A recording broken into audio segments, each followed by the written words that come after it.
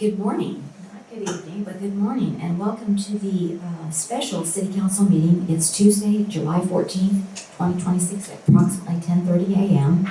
And we do have all council members are present. And I would like to ask Councilor Detmers to lead us in the pledge, please.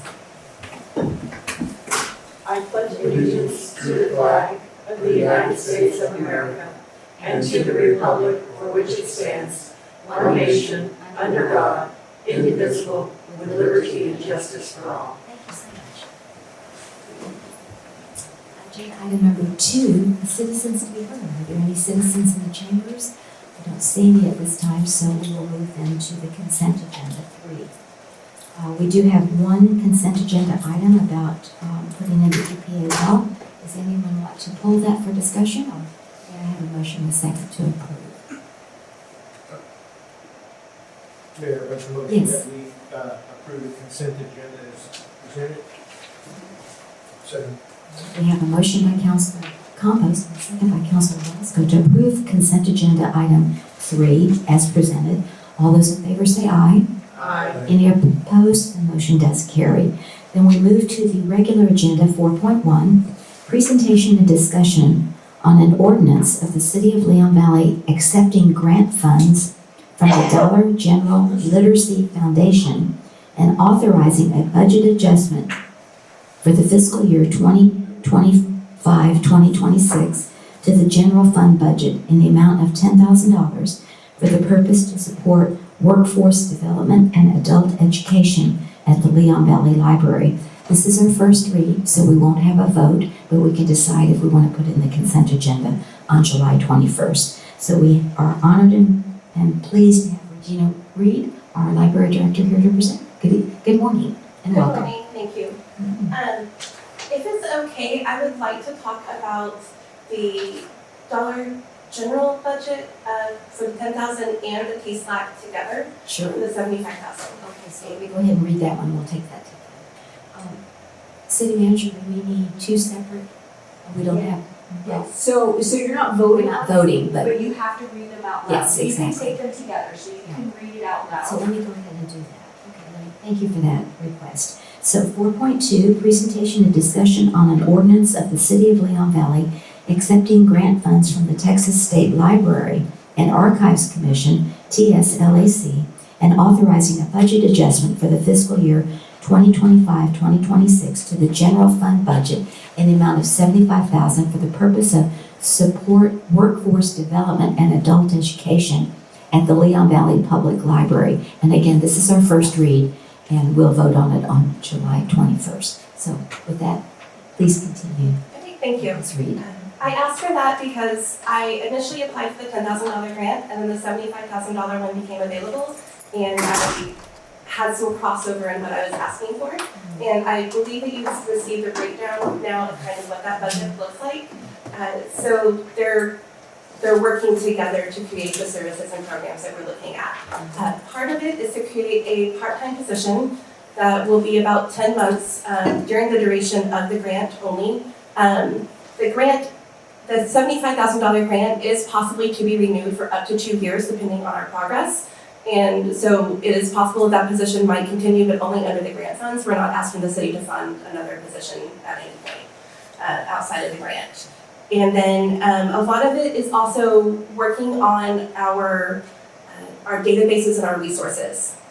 One of the things that we are hoping to do is utilize what's called BrainFuse as a company, and they have a Help Now, College Now, Vet Now, that help and Job Now that help prepare for college applications, and they have one-on-one services. So where I have a minimal staff when it comes to helping people apply for FAFSAs or looking at college and job applications and resumes and interviewing help, or helping veterans with navigating the VA.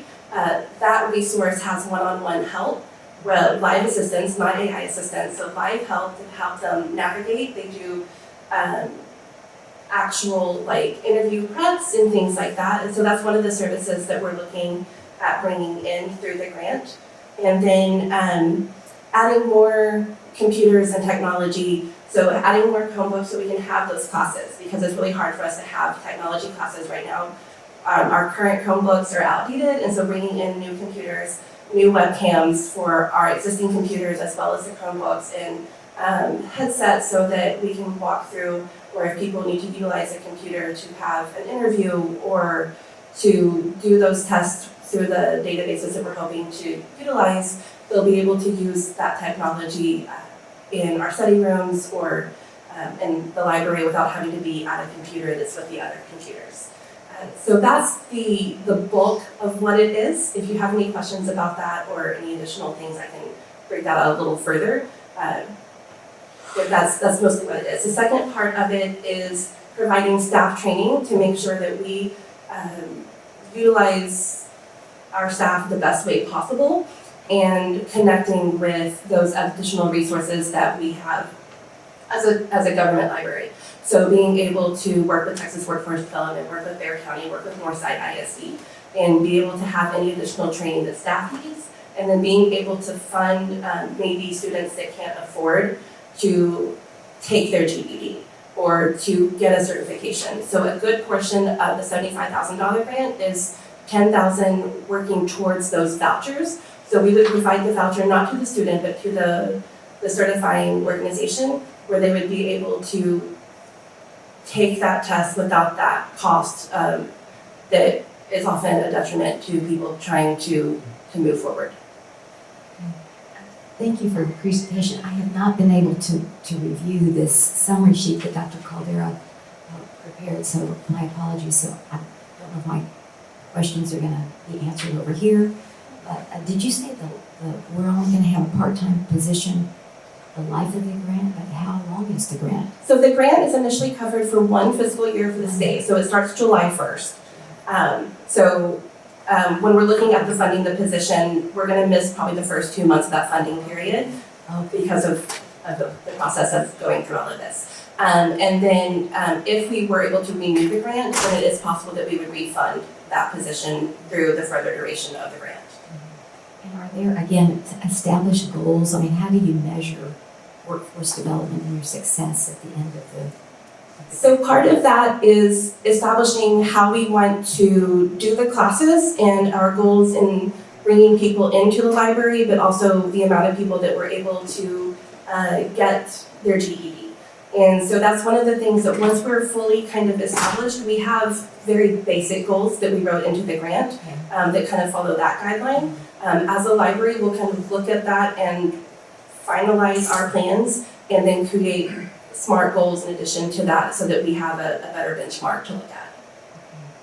All right. And so you're going to have classes, but I also heard study rooms, so Okay, Can so you we have explain a little two bit study more? rooms. Mhm. Right now, we don't have computers that people can utilize if they're in a job interview or they need to do something. And so sometimes when you're doing those, you don't want to sit out in the public computer. That's what And so we'll be able to utilize the new technology. They'll be able to check out in library and use it in the study room.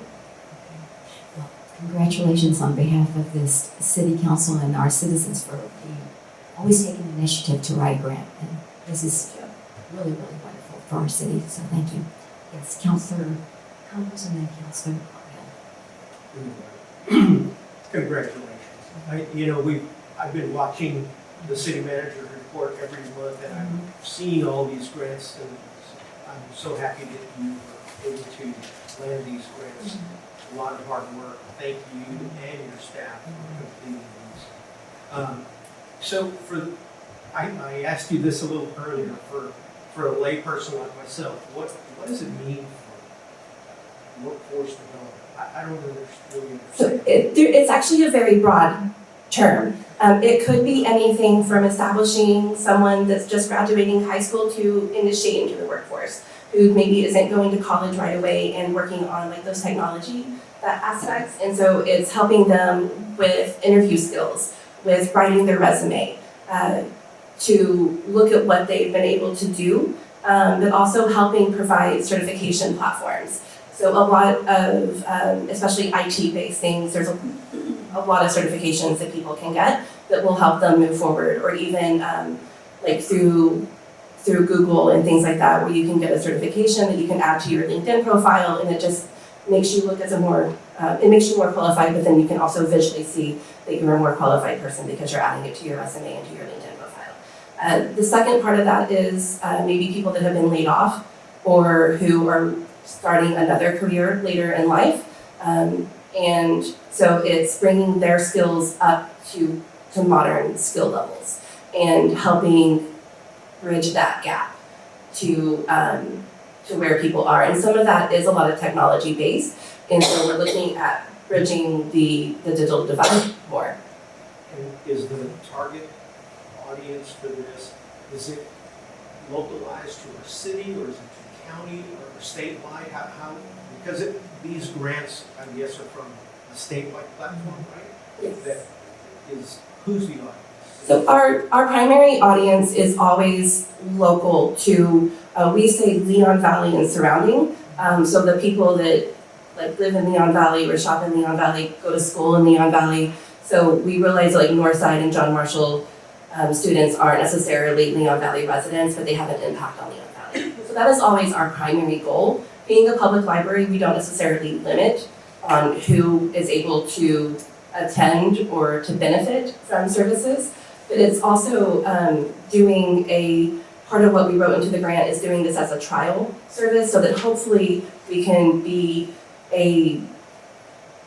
create a system that works not only in Leon Valley but in other libraries. And if we are able to create that system, then maybe we can partner with other people and continue funding later, not just through these grants, but through other funding opportunities in the future. And then lastly, I want to commend you. I did review it. You know, I got here a little early. I was cramming in the back. Very great detail back here. So great job of putting this all together. One of the things that caught my eye is that there's a certification for mental health first aid certification. Yes, about half my staff currently already has mental health first aid certification. We did it as an entire staff during COVID when we had time. And it's only $100 to renew every 3 years. You just have to go through the course again and be able, or it's $100 initially, but then once you have it, it's free to renew. I misspoke a second ago. And so half of my staff is still currently certified. We divide between adult and teen mental health first aid, but I think it's really important for all the staff to have, and we'll make sure that all staff have the adult version of mental health first aid as we're going into the adult education. And my final comments, again, congratulations. You check a lot of boxes for the needs of the library. I knew your Chromebooks were out of date. You were able to accomplish that. You're getting some temporary staff help for the next 10 months and for additional training, plus helping the community. So congratulations on everything that you've created. Thank you. Thank you. Councilor Rydell. Councilor Campos asked the question I was going to ask is who is eligible to participate? And I want to thank you for these grants. I know how time consuming they are and the work involved. So thank you. I appreciate it. Yes. I just have one last question, and that is, do we have a limit on how many people we can serve? However much the funding works for it, so we don't have a limit. There's no limit, so the sky's the We limit. always try to stretch our funds as much as possible. Very good. I wasn't sure if it was, yes, Councilor Marsh.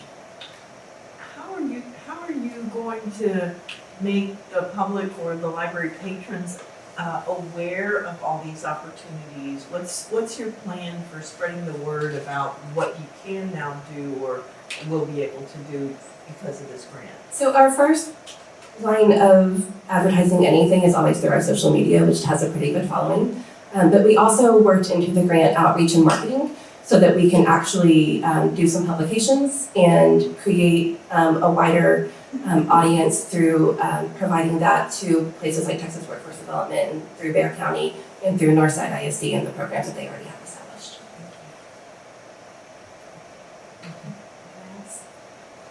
So, thank you again, and we'll move on. I believe you have one more. Yes. I'd like to Move it to the consent agenda. That's my next little question. So everyone for 4.1, 4.2 consent agenda on the 21st. Okay. All right, we're moving then to 4.3 with Regina, the library director, who will present. presentation and discussion on an ordinance of the City of Leon Valley accepting grant funds from the Texas Book Festival and authorizing a budget adjustment for the fiscal year 2025-2026 to the general fund budget in the amount of $2,500 for the purpose of enhancing the adult nonfiction collection at the Leon Valley Public Library. Again, our first read. Ms. Reed, if you'll continue. And this was pretty self-explanatory. We just want to buy more nonfiction books, and the Texas Book Festival supplied us with $2,500 to be able to do so. One of the things that I've been working on since I've been here was weeding and updating the collection to make sure everything was up to date. We had to wait a few years before we were able to do that so that we had a solid enough collection to weed. And now we're at that point where that has been done and accomplished, and so we're hoping to fill those gaps that we now have in the collection through this grant. Thank you. Yes, Councilor Marsh. I know this is probably a shot in the dark, but about how many books would that $2,500 spread around to? Oh, I actually have a list ready to go, and I don't remember the number, but I can send that out. No, it's not that important. It was just kind of like, how far can you stretch those dollars? If anyone wants to do the math, I am not going to try to pretend like I'm going to do it here. Books roughly are $38 and we receive 47% discount. Okay. So is it the consensus of the council to put this on the consent agenda for the 21st of July? Okay. Thank you. And again, congratulations for that grant as well. Thank you. We appreciate it. All right, then moving into 4.4, presentation and direction to staff for the Alamo Area Council of Governments ACOG Grant Award for the Regional Solid Waste Grant Program. We have David Demline, our Public Works Director, who wrote the grant and received the grant. Congratulations, David, this morning to present, and we will be able to vote on this. All right. Thank you. Good morning. So we did apply for an ACOG, the Regional Solid Waste Grant through their program.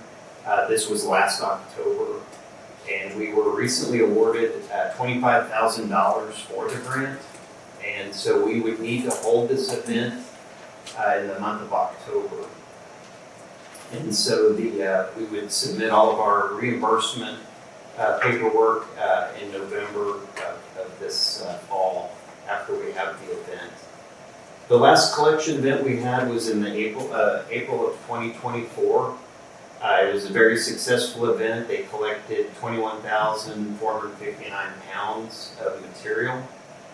It was broken down by the different materials here: flammables, corrosives, pesticides, herbicides, fertilizers, batteries, and whatnot, CFLs, mercury containing items. The total cost for this event was $38,760.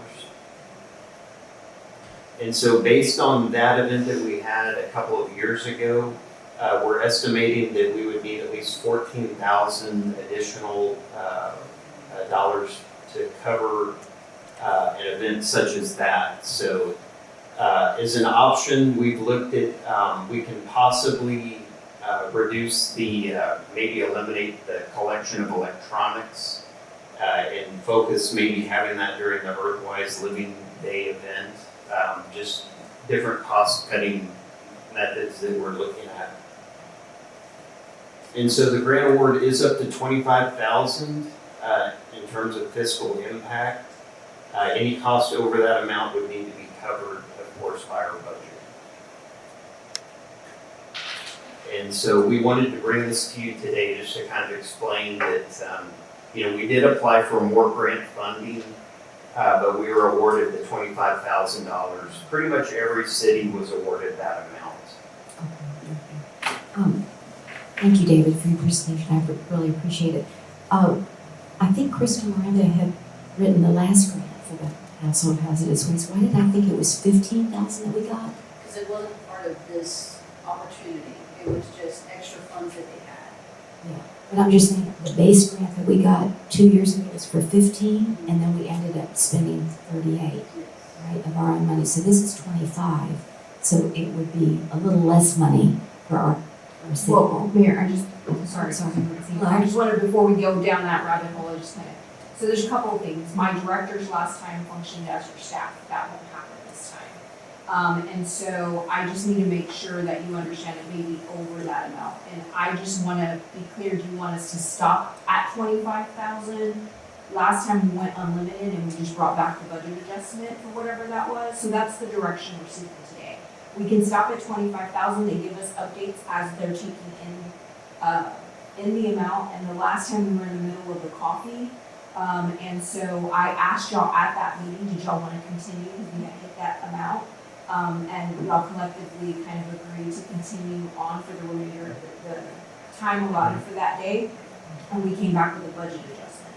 This time around, I can stop it at the 25,000, or if you want it to run unlimited, then that's fine, I just need to know what that is, so we can set that up with the contractor. I got you. So, but is the 25,000, we have to pay who's gonna man the They event? will bring, Would be they will Public bring, Works or no, who? no, no, they will Or bring. they'll their- bring their own? Yes. So that's public- included in the grant? No, Pay extra? it's not grant, they're giving us $25,000 for household hazardous waste.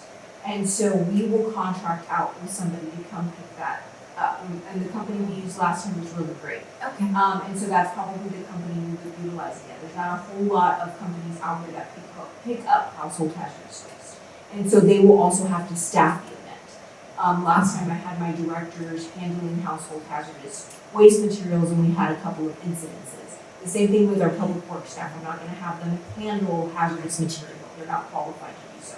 They will be there to help support the event. It will be behind the fire station, just like we did the last time.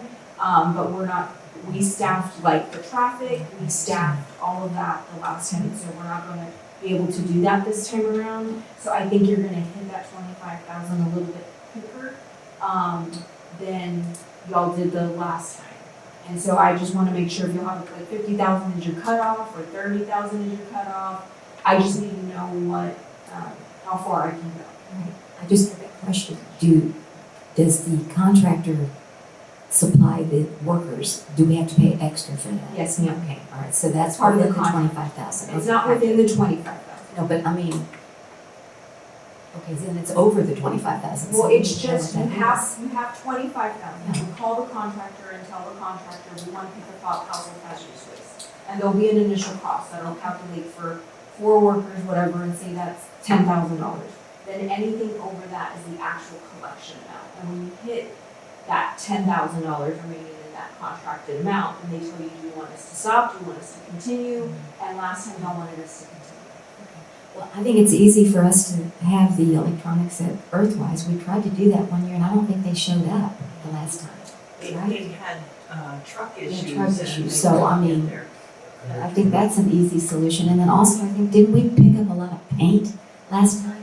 We picked up a lot of different things. And so I think Melinda had said, we don't need to pick up paint, all we need to do is put sand in it. So maybe, we have to just communicate what you So- can and can't bring, right? So we can work with the contractor and let them know kind of what our target or what our budget is.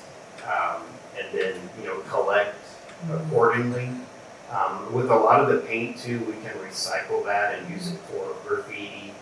Okay, so you So want that the can paint. save Okay. some money there, but, kind of once we know what the budget, what the target is, we can work with the contractor. Okay, I think we're going to get ahead a little bit, but anyway, Counselor Do we Orozco. restrict this just to Leon Valley Yes. residents? Yes, we did. Yes. And how much Yes, it did is. we go beyond our budget last time? How much was It's it? 38,000. So we went from 15,000 was our grant at the time, Right. and we spent 38,000.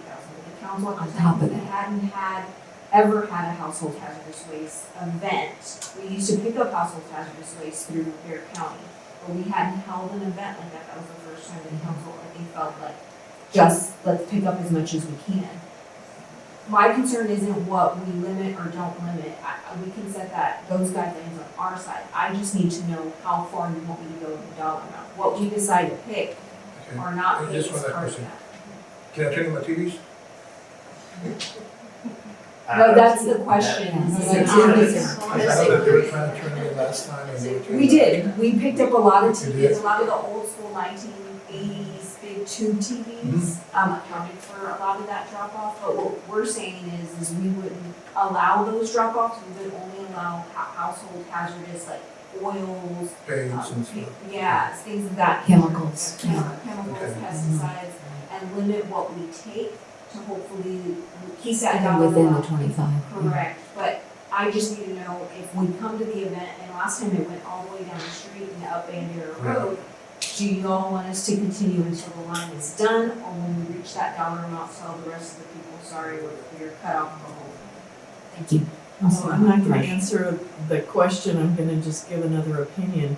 Because we had not had a household event like that prior to 2 years ago, I think a lot of people emptied their garages out. I know I personally did in terms of a lot of paint and a lot of, other stuff. And I'm kind of wondering, is that gonna have a positive effect on this one? Like, people are only gonna have 2 years worth of stuff instead of 10 years worth of stuff or whatever that might have gone to the last one.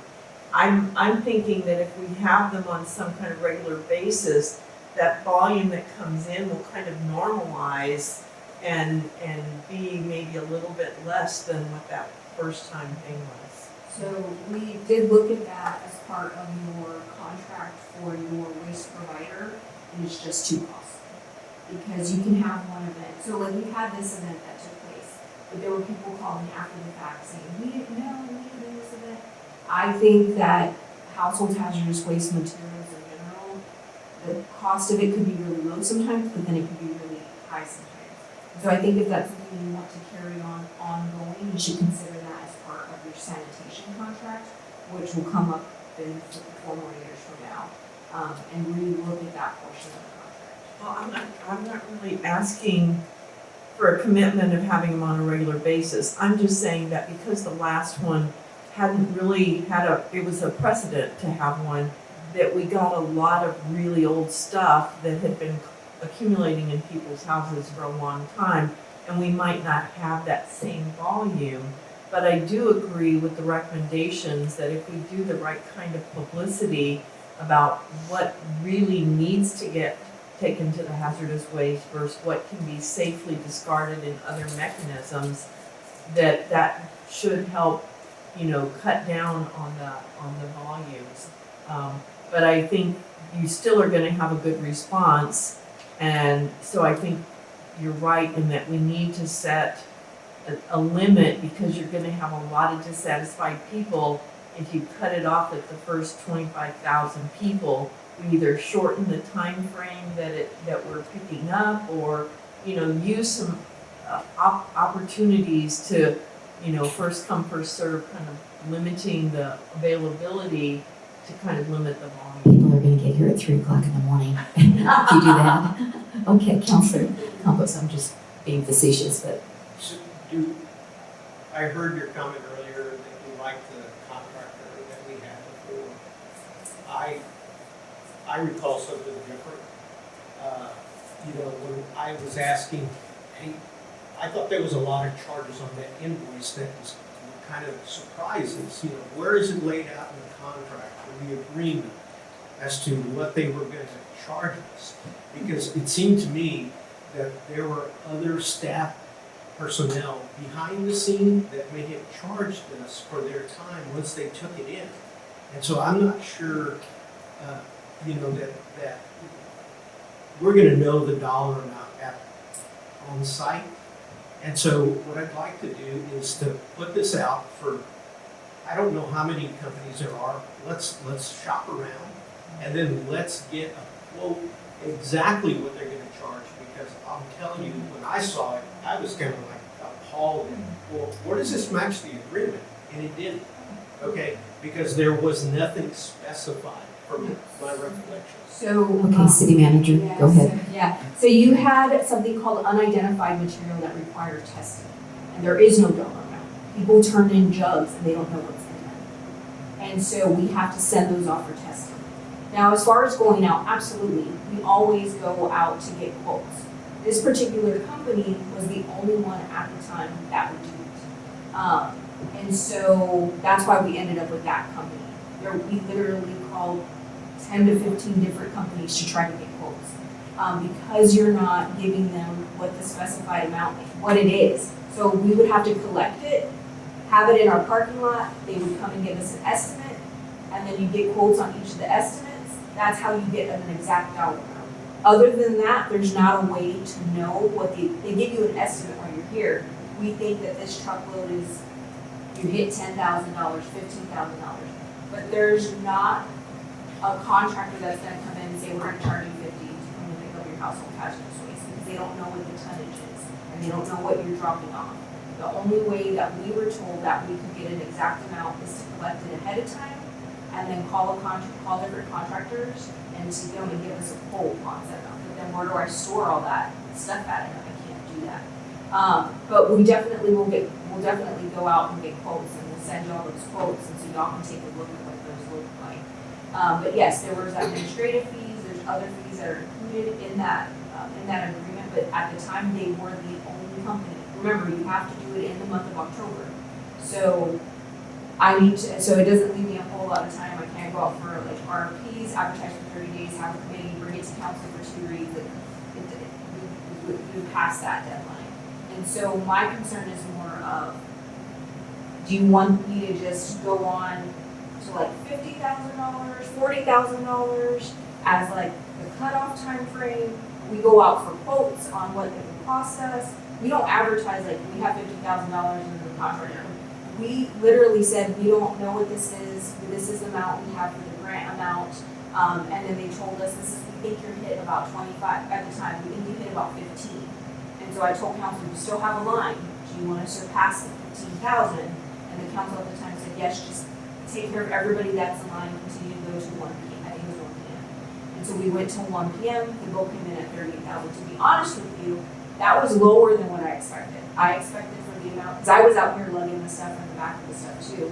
I thought it was gonna be closer to 50,000, based on what Tiger Sanitation and Waste Connections were going to charge us as part of those contract negotiations for household hazardous waste events.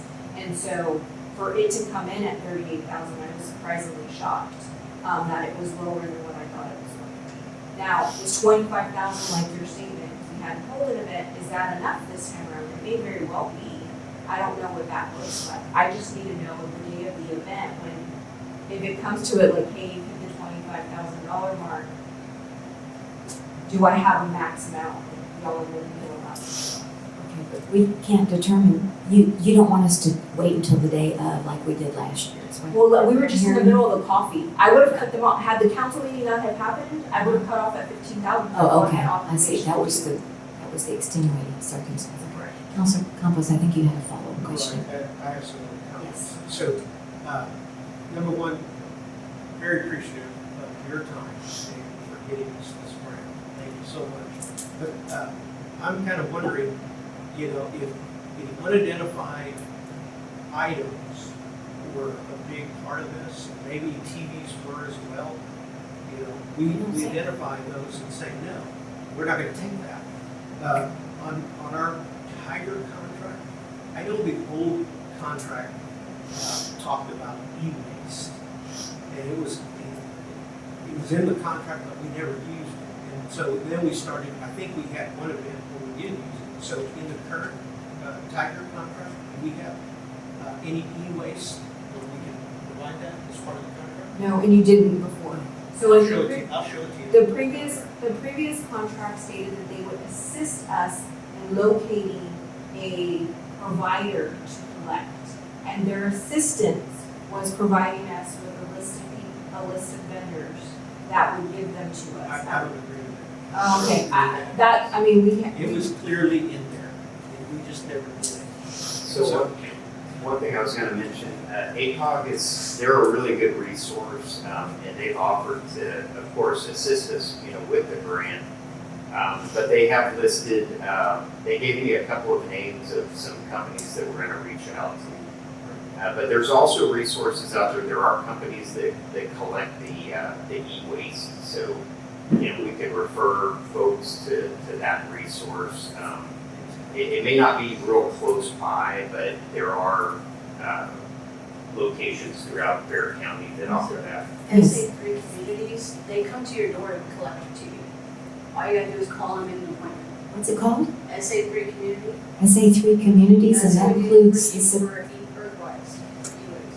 think that's, you know, when you put together whatever the outreach flyer is, that you specify all of this in these alternatives, that we're not gonna collect e-waste, and there is an alternative. Unidentified containers. Right, and so as part of the, you know, when we get a quote, you know, it's a, just, oh, we think it's gonna be 35,000, but I'd like to see, hey, what are the details behind it? So that we know that we're gonna be charged exactly what they came up with. I don't mind paying it, okay, but hey, we know in advance what those detailed line items are. And I, you know, with our budget condition the way it is, I don't know that myself that I'd support anything really above $10,000 more. I'm throwing out a number and I'm spitballing that number. I just don't see, unless Carol can tell us we have a pretty good surplus of what's going on today, and we can make a budget adjustment within departments or whatever it is that cover more, I'll be willing to listen to that. So city manager, this, whatever we designate above the 25,000 would come from the reserve fund, is that correct? That's correct, because your stormwater, well, it also depends. If you decide that you're not gonna fund the 800,000 for the erosion because you're already sitting in the negative with that 800,000, you could pull it from your stormwater fund. Okay. Which is the budget adjustment we did last time was from the stormwater. Okay. Well, Yes. in Good morning, this Carol, case, good morning. and welcome. In this case, we wouldn't do a budget adjustment, it will be on In your fiscal actual- 27. Yeah, that's So right, it's if in we're talking October. about budget, then we would have to include this grant and anything that we're gonna spend in that fiscal year 27. Unless you wait until we're in that fiscal year, and then you do the budget adjustment. So those are the two ways. Yes, Council. Councilman. I just want to say I kind of support Mr. Compos's suggestion that $10,000 above the grant would be my absolute ceiling. I was initially going to suggest $5,000 above the grant, and even if that has to cut it off, and I think we can have a little bit of control in terms of setting up the hours, even if we do say anybody in line at this time is included. But if we're generous with, you know, come any time, then we're really opening ourselves up for a lot of additional expense. We did so what we did last time was a window. We did from 9, I think it was like 9 to 1, and then at 1 o'clock we stopped, because somebody tried to come at like 1:05 and we said, nope, we're not taking you. We, as the staff, had already sat down and gone through the list of what we thought was excessive charges, e-waste being one of them, the paint being another. We already kind of had a setup of how we were gonna keep that cost down, as much as we can. We were just looking for direction of, at 25,000, do I stop the line? We already had a plan of taking the list of last time, the stuff we can't take, the pesticides, the oil, but the stuff that we know can be recycled in other avenues.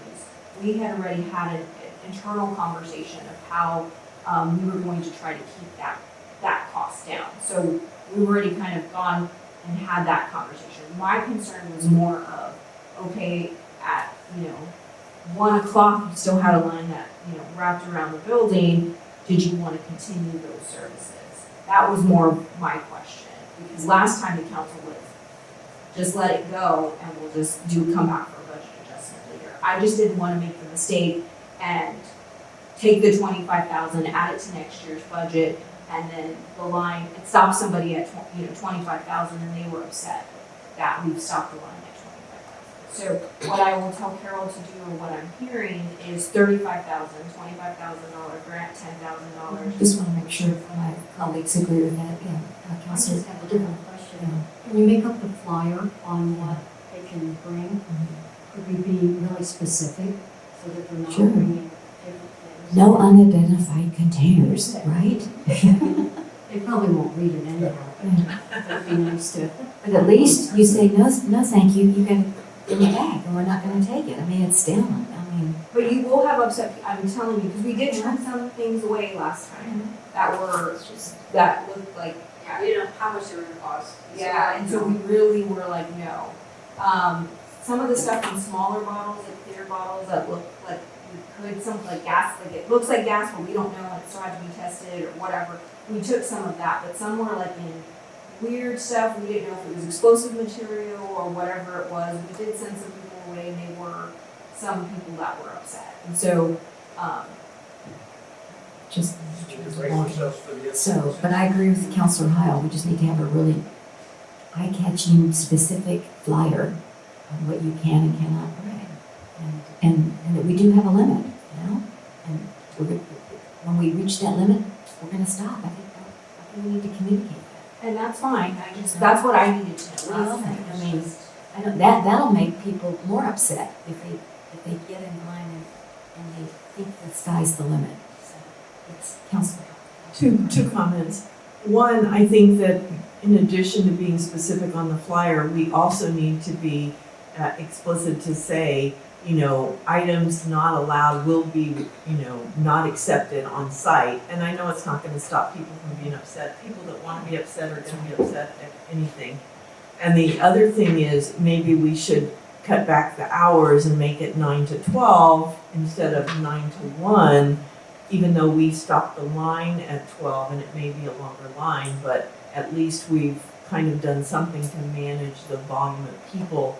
And it's gonna encourage people to get there early and to, you know, wait in line. But I think that, I do wanna say that I think they did an excellent job last time in terms of managing the line, managing the flow. It's our staff. Well, I know it was our staff, and it probably will still be our staff managing the line if you depend on the vendor to do the handling and the, you know, that kind of stuff of the hazardous waste.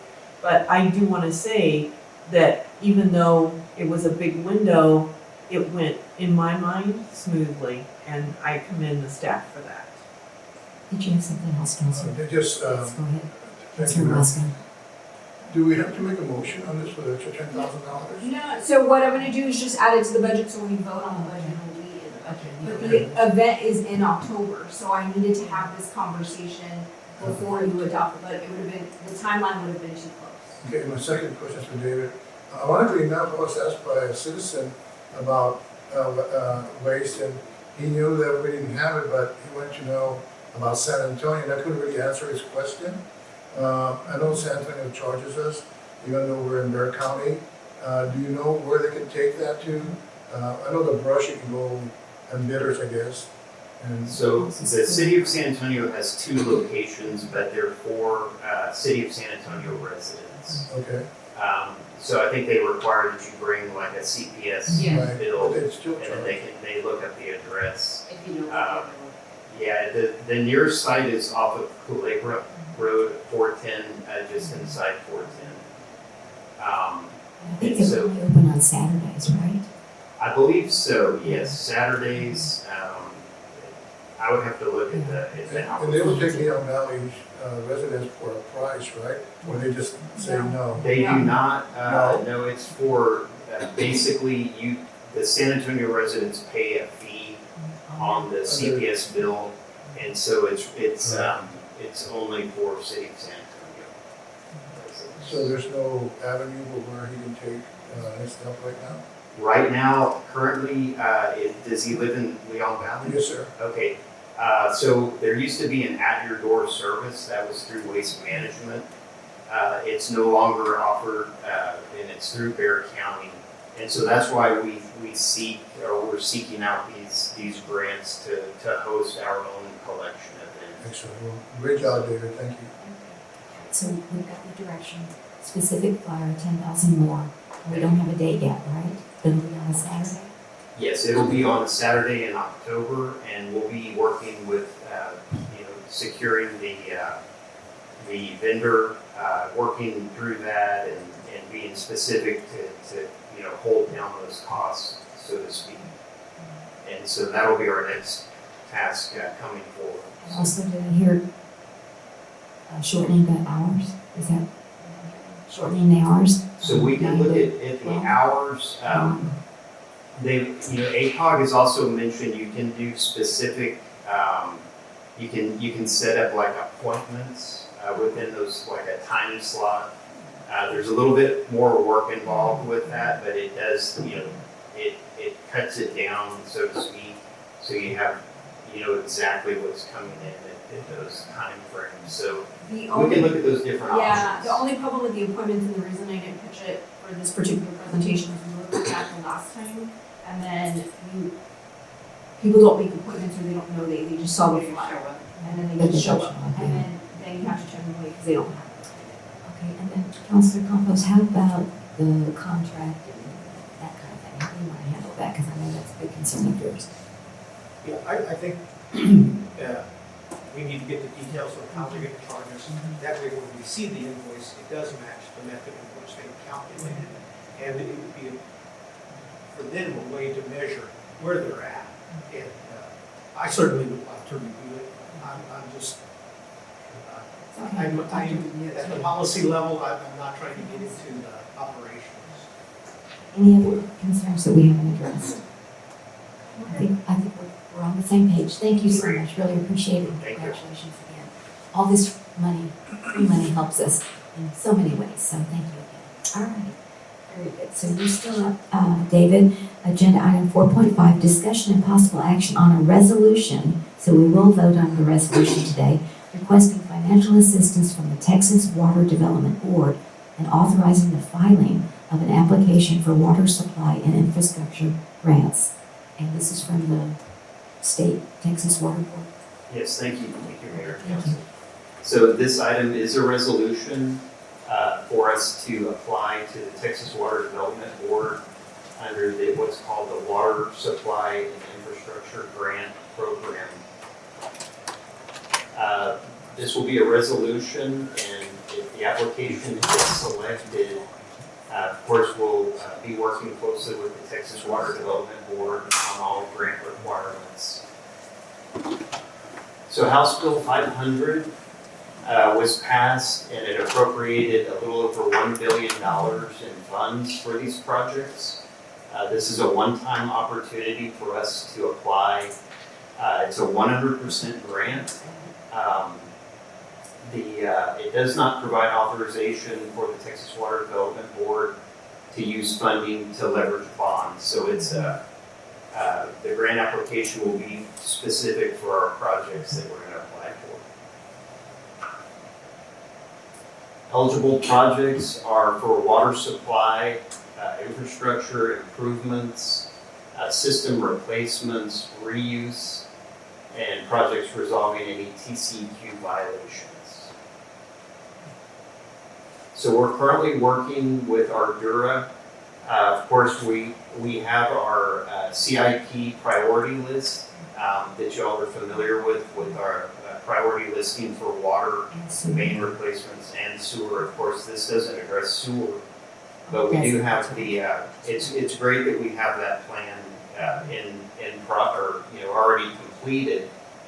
We also wanted to apply for AMI, or advanced metering infrastructure, for our water meters, so that would replace all of the existing, the older touch read method meters. So that would be a component of our application for the AMI meters.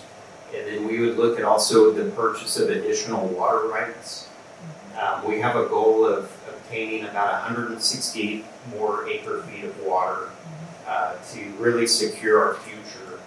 And so we would include that as one of the applications as well.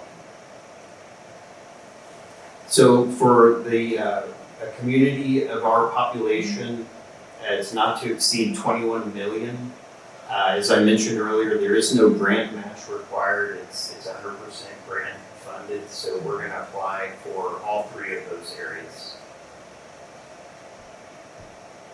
So the recommendation is basically, of course, a resolution kind of similar to our other grant applications that we brought forward, where we have a resolution that we attach to the application, and that's what this item is for. And with that, I'll be happy to answer any questions. And your deadline for submittal is the end of this month? It is the end of July, Okay. yes. And then also, when will the awards be made? That I don't, Mayor, I don't have Curious. an answer for that right now, but I can report back to you. I'm not sure what Is their it- timeline Is is. it some magical people sitting on high Yes. horses making the decisions? I mean, I don't know. So they're supposed to. Is it a point system? We don't know, Yes, right? it's a point It's system. a point system. So for each section that you have per the grant, you're allocated so many points. So one of the things we're getting the majority of our points for is having a plan. So we got 10 points. Then it goes into your demographics, whether or not you're considered low income, and there's a census tract. And so there's different things and components as part of the grant application.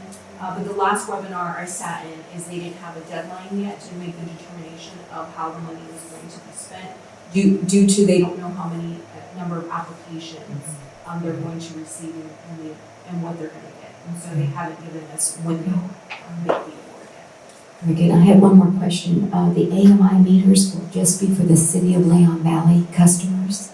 Correct, yes, Mayor, And then- that is But correct. I thought I read that this SAWS wants to transition to AMI, although I don't. They already have. We've already got AMI meters in Leon Valley? We All do? CPS customers, Where do I find that? Where do I look for that? maybe we- Oh, no. Okay, never mind. I haven't opened it up and looked at it. Okay, never mind. So we're already covered at 1/3. So that's excellent. Okay, great. Thank you. And appreciate your efforts again, David, and Arduna, and Dr. Caldera. Yes, Councilor Marsh, go ahead. So in the event that we don't get the requested grant amount that we would like to receive, do we already have a plan for what's going to be prioritized in that? So over the next David gave me a draft plan already. So we're working through that. But between now and October, he's going to bring back a plan for y'all to vote on. Thank you. Okay. Any other, yes, Councilor Campos. So David and Dr. Caldera and the rest of your staff, thank you for looking out for these Mhm. opportunities. It's vital for our city. I can't tell you thank you enough. You know, I think our city is in a good position because we have put together these priorities, okay, that we did a couple of years ago. And we've been working through them, and now we have an opportunity to present this priority list.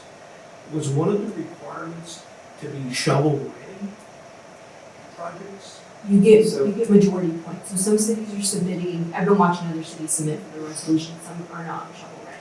But if you have plans ready to go, the more points you get. So which leads to the next question. So on our priority list that we made up a couple of years ago, how far are we down that list with shovel ready? Just the first one. Just the first So- one. So we have a proposal of 88,000 from our jury to do the second priority for it.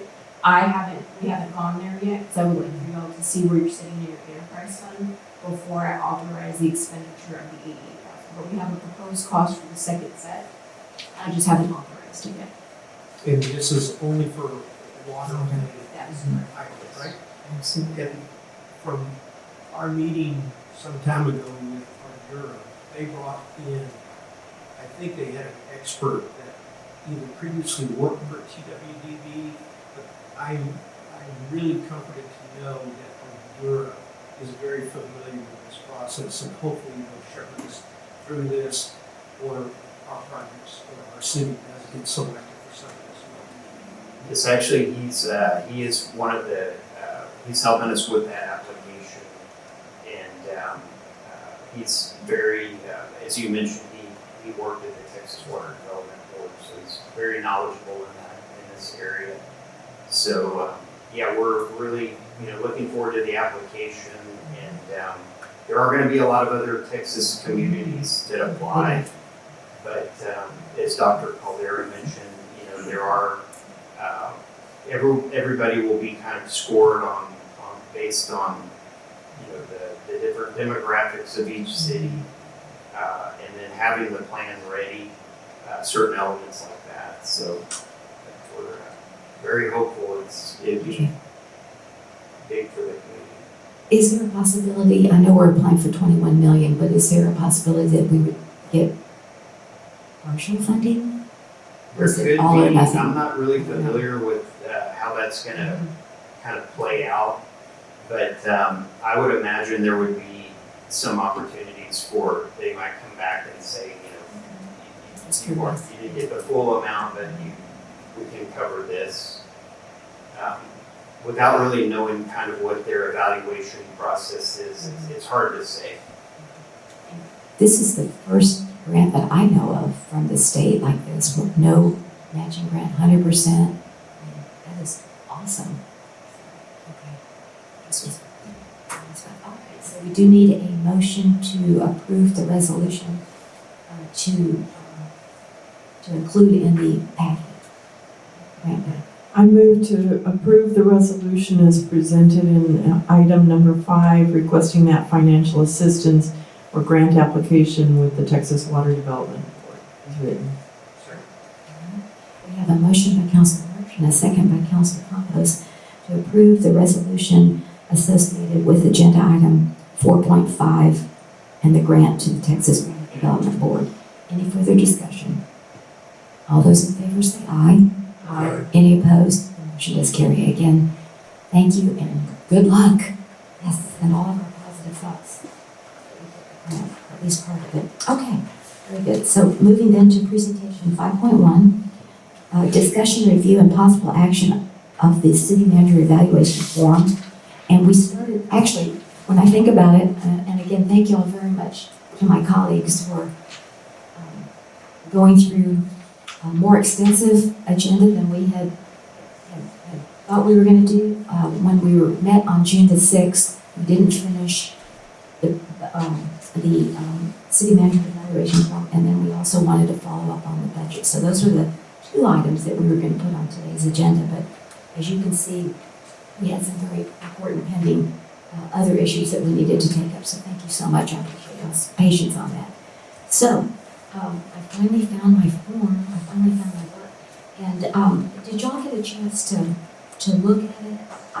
The attached B is what Dr. Caldera had put together, kind of blending the other forms that we had. And I particularly liked that she incorporated the established goals that we can evaluate her on, which I thought was important. But then at the very end, I thought that we, rather than strengths, areas of improvement, additional comments, I thought to add some narrative questions. I don't know what y'all think there. And then I also had a question, what about input from directors? And I liked the established goals. And do we keep attachment C? That was the other question I had, which was the manager signing off on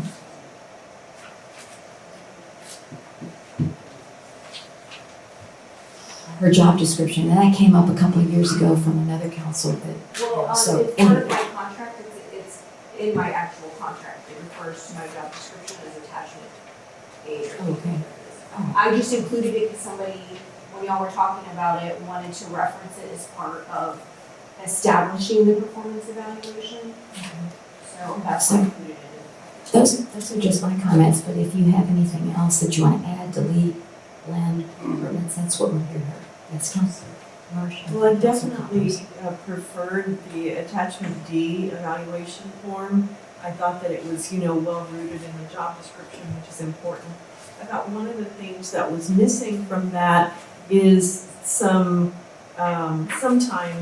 a description of the level of performance or the quality of the work. And there were just a few that I kind of had some suggestions of rewriting so that it was a little more specific. And there were a couple that I kind of wanted to add from one of the previous evaluation forms that I thought was really pertinent and good quality. So I've kind of made lots of notes. But I think that, Can you give those to us? yeah, I can definitely do that. And hopefully you can read my writing, but. So I don't know how this process is gonna go. So, I mean, I gave y'all a draft form based on the conversation, so y'all can jumpstart the conversation at the retreat. But typically, the city manager isn't the one that writes the evaluation form on herself. I can certainly do that. I just want to tell you what's typically done. So if you want, I mean, I can collect everybody's stuff, put it together and send it out to y'all, because I know I'm normally your administrative person. But in some cities, it's handled by the city attorney, sometimes it's handled by the mayor. So every city is a little bit different on how they handle that, so. The 2 forms that you have, A and B, I just gathered from So we've been other doing, cities and whatnot, we've been using those year after year after year. those forms have existed since I was your HR director, since 2005. And I don't know where they came from, but they've been the same city manager evaluation. And then when I ask other mayors, they provide me the same form, so I mean, it's across the board in Bear County, I think, so. And then there's some city managers that don't even get an evaluation like that. Like, it's not based on that, it's based on their contract. Well, we've always had an evaluation Yes. here. Yes, always, yes, yes. so. It's Uh, a just Council- a matter of one of us taking the time to retype it. To take the ideas and merge it together and actually create a new evaluation form. Well, we could do that, I mean, I did it I know how a to couple do of that. times where I blended some Is stuff. that Yeah. what we're wanting to do? Okay. What I'm hearing the manager say is it kind of needs to fall back on us, right? Well, I mean, I can do it. I don't have I just don't want you to come I back think it would later probably and be say- better to fall back on us. And so I don't have You a know, problem doing it. Yeah, So I'm I not hear what trying you're to- saying. But Uh, it's not typical. Let me, Ms. Councilor, Councilor Campos, I call him next, if you'll give your input and then anyone else. Yeah. I want to say I agree with Ms. Bolton's suggestion as an intermediate step, because just because I think this should be added doesn't mean that everybody thinks this should be added. So I think we need to look at what gets added or subtracted from everybody's input and then go from that point forward so that we have some consensus that, you know, this is good, or this is, you know, not really necessary, or whatever it might be. So I know I have lots of writing on my form, but that's just the way I am. And it's also from my experience of doing evaluations. Okay, sorry, I appreciate that. I'd like to see what you have. So, let me ask Councilor Campos and then Councilor Roscoe, and then we can decide where y'all want to go from here. Mayor, Yes. I think this, let me back up a little bit and say that when we were doing the evaluations before, I don't think any of us had ever seen the job description in all the years that I was with the council. But the mayor asked me to review the contract after it was signed, and then I found out that this job description where she initialed was part of the contract. And I said, well, why didn't we use this as a basis, in part, for the evaluation? Okay. I appreciate your work on providing the prior evaluations, but one of the things that I was very vocal about is that these things cannot be so subjective in saying, well, I think blah, blah, blah, but where is the support for it? And I think everybody deserves, in my experience, just is with everybody else here, the bias with evaluations. People want to be evaluated on something that's measurable, okay? That it's just not my opinion that I said something. And Yeah. observable. I think that was the other thing I heard. But it's You gotta be- observe things. But it's got to be measured as to, right, not subjective is what the bottom of it is. But in the evaluation forms that I've been a part of, things have been broken out into percentages. So, for example, one part of this, it's in sections really 1, 2, and maybe 3. Are you on D, attachment Yes, D? Okay, attachment good. D now. Okay. That, okay, for the goals, the council as a body came together and said, these are the goals for the city manager. Is that the most important thing that should be a part of this? And what I'm suggesting is, let's come up with a weighted score, so the goals are worth a certain percent. These other items that on section 2, council relation and governance, in leadership and so forth, what percentage should they be worth? And then finally, if there's a narrative in here for general comments, should that be weighted at all? Okay? And if we have a comment here that we can support, okay? And so here's an example. Here we're saying something to the effect that they need to, the city manager's tasked with providing a plan on how to get officers out of the red light camera and into the general fund. Okay, if she has done that, she's completed that goal unless it's so unsatisfactory that, oh, this is just junk science or whatever, that she should be credited with having completed that, regardless of whether or not the council has accepted her recommendation. Okay, it can be subjective. Well, I didn't like it, so I'm going to give her a low score. No, she did it. She accomplished that. So the other thing is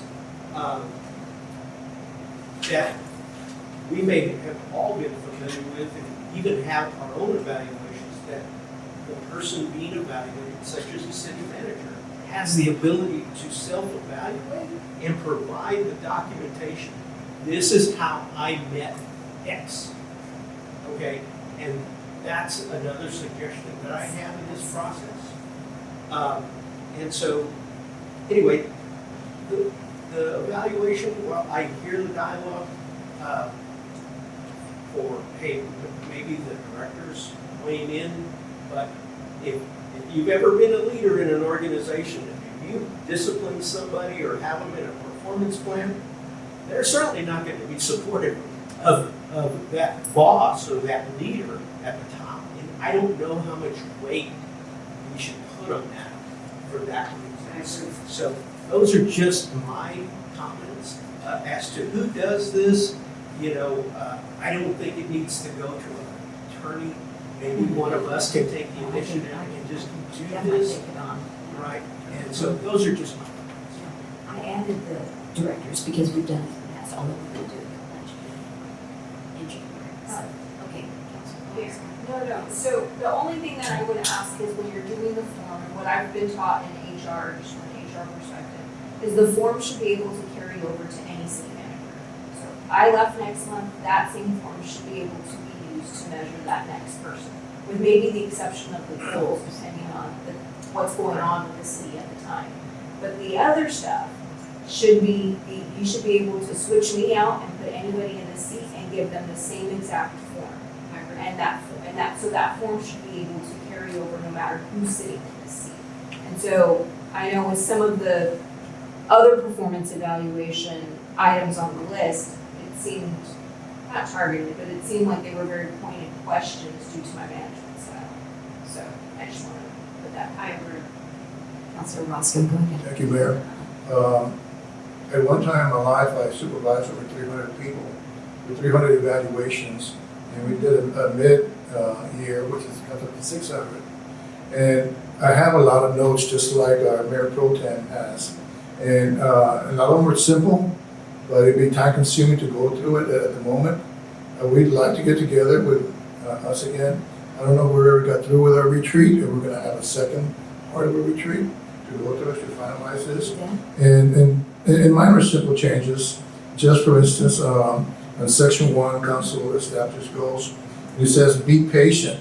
Well, that's not actually a measurable word. I was going to measure her patience. You know, she doesn't have any. You know, and actually you do. And I know it. And another one is as far as being repetitive. Well, that's not a measurable criteria to weigh them on.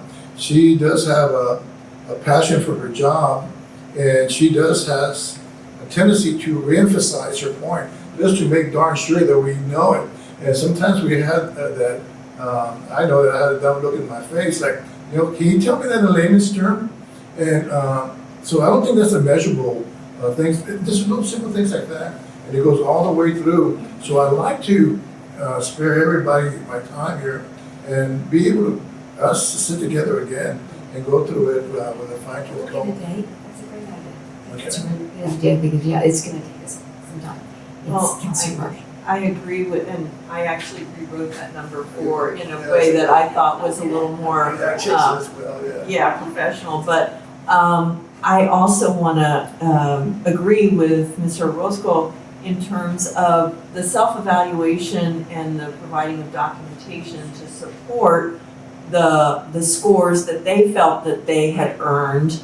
And I would also, I definitely agree with that one for sure.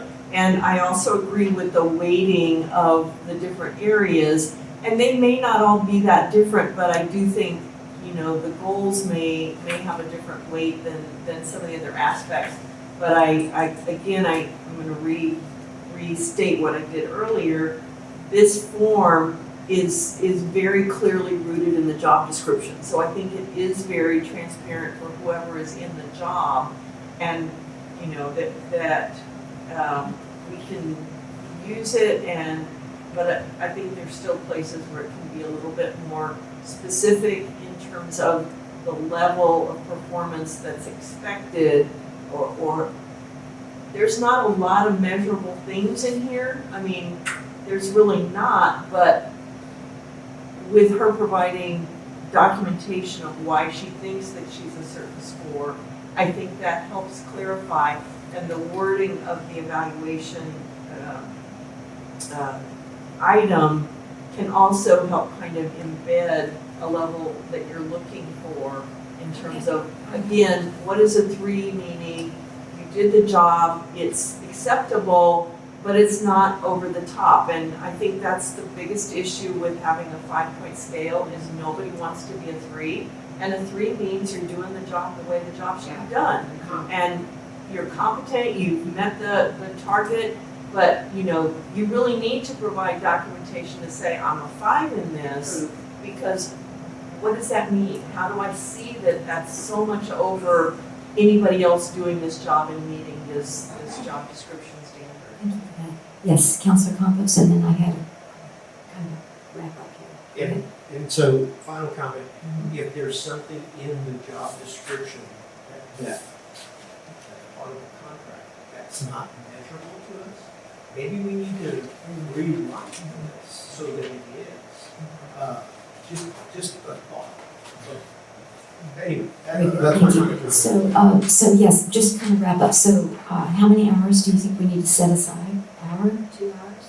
And when do you want to It follow was up? 2, I usually we get 2 hours. And then do you want it on the week, Saturday, or you want it during the week? So, do you all prefer?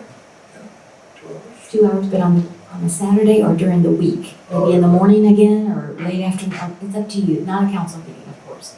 I think most of us here are retired. I know, I've got a fully retired council, I can't believe that, except for me. Actually, like at 10:30, this way, staff can go home early, you know. So what do y'all prefer, in the morning, when we're fresh?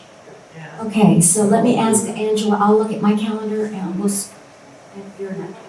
shoot out some dates in July. Okay, thank you all very much, really appreciate it, great comments. All right, so we're gonna move then, and that's why all the staff is here. Thank you for being here, y'all are so patient as well. 5.2, presentation, discussion, and workshop on an ordinance related to the fiscal year 2026-2027 proposed budget. And we did have the first reading on June the 2nd, and this is just an update, as I understand. So, Dr. Caldera, correct me if I'm wrong. Yes, so it's not an update. It was, so we don't really have many changes. Oh. This was y'all's decision at the Yeah. retreat, instead of doing individual meetings. Y'all wanted to be able to do a group meeting to go over the budget in detail. And where we think we should cut. And where you. That's what you did, yes. Okay. Okay. So,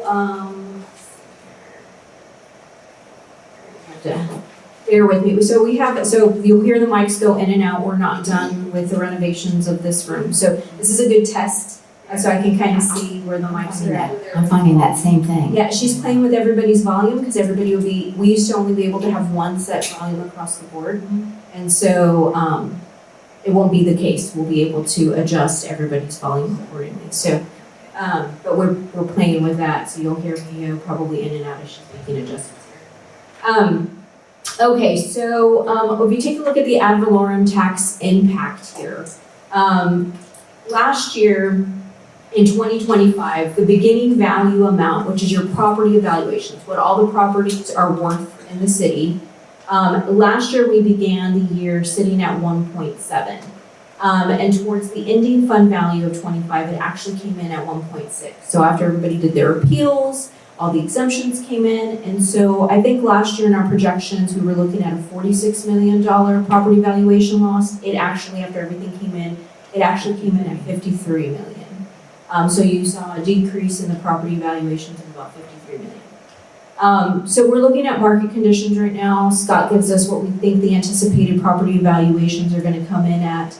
And so we think the beginning balance is going to be decreased, in 2026 by about 5 million. But you're gonna see a projected value decrease of another 41 million next year is what we're projecting based on the valuations that the county is giving us. We have been in contact with the county. They've given us some updated numbers and they just came in, so this isn't updated yet. We think it's gonna be an additional $140,000 decrease than where we're currently sitting. Yes, no, repeat that, yeah, go ahead, Council. 40,000. Yeah, so right now we're sitting at an additional $41 million projected property loss. And if you go to the next chart, you'll kind of see where the decreases are happening. And I can give you the very detailed spreadsheet if that's something you want to see. I know last year I gave you the county's projected decrease. Yes, you sure may, go ahead, I was just gonna say, I had some questions on totally exempt. So in the 41 million, I don't see that here. It says to me 5.3 million decrease. So the 5.3 is the beginning fund balance, where you started off last year, where we think we're gonna start off this year, is the 5.3, is where we thought we were gonna, but the certified ending for last year was 1.6, and we're projecting you're gonna end at 1.3. So we're just trying to illustrate that your beginning values are starting off 5 million less than when you began last year. And just so I'm clear and the audience may be clear, the source of this information is what? From the county. Okay, so it's not a staff. No, it is not. It is from an outside source. And I'm gonna ask that Sure. question to drive home this point, that it is not somebody in our staff that's generating these numbers. It is an independent body, unrelated to us. But they do it for everybody, they do it for all the municipalities, right? All the municipalities that fall in the county. Exactly, it's not just us, yeah. So they give us our property evaluations, and this 41 million, like I said, this projected, what our projected ending value here, this 1.6 that we originally got, the county gave us kind of a new sheet to prepare us for the no new revenue rate that's gonna come in, and it looks like this is gonna be down an additional 145,000, so, I'll have some better numbers for y'all. Hopefully I'll have better numbers for y'all by the 21st. We're hoping to get some new numbers in on the 20th. So Carol's gonna have to put in some extra hours on the 20th to see if we can get some new numbers for y'all on the 21st.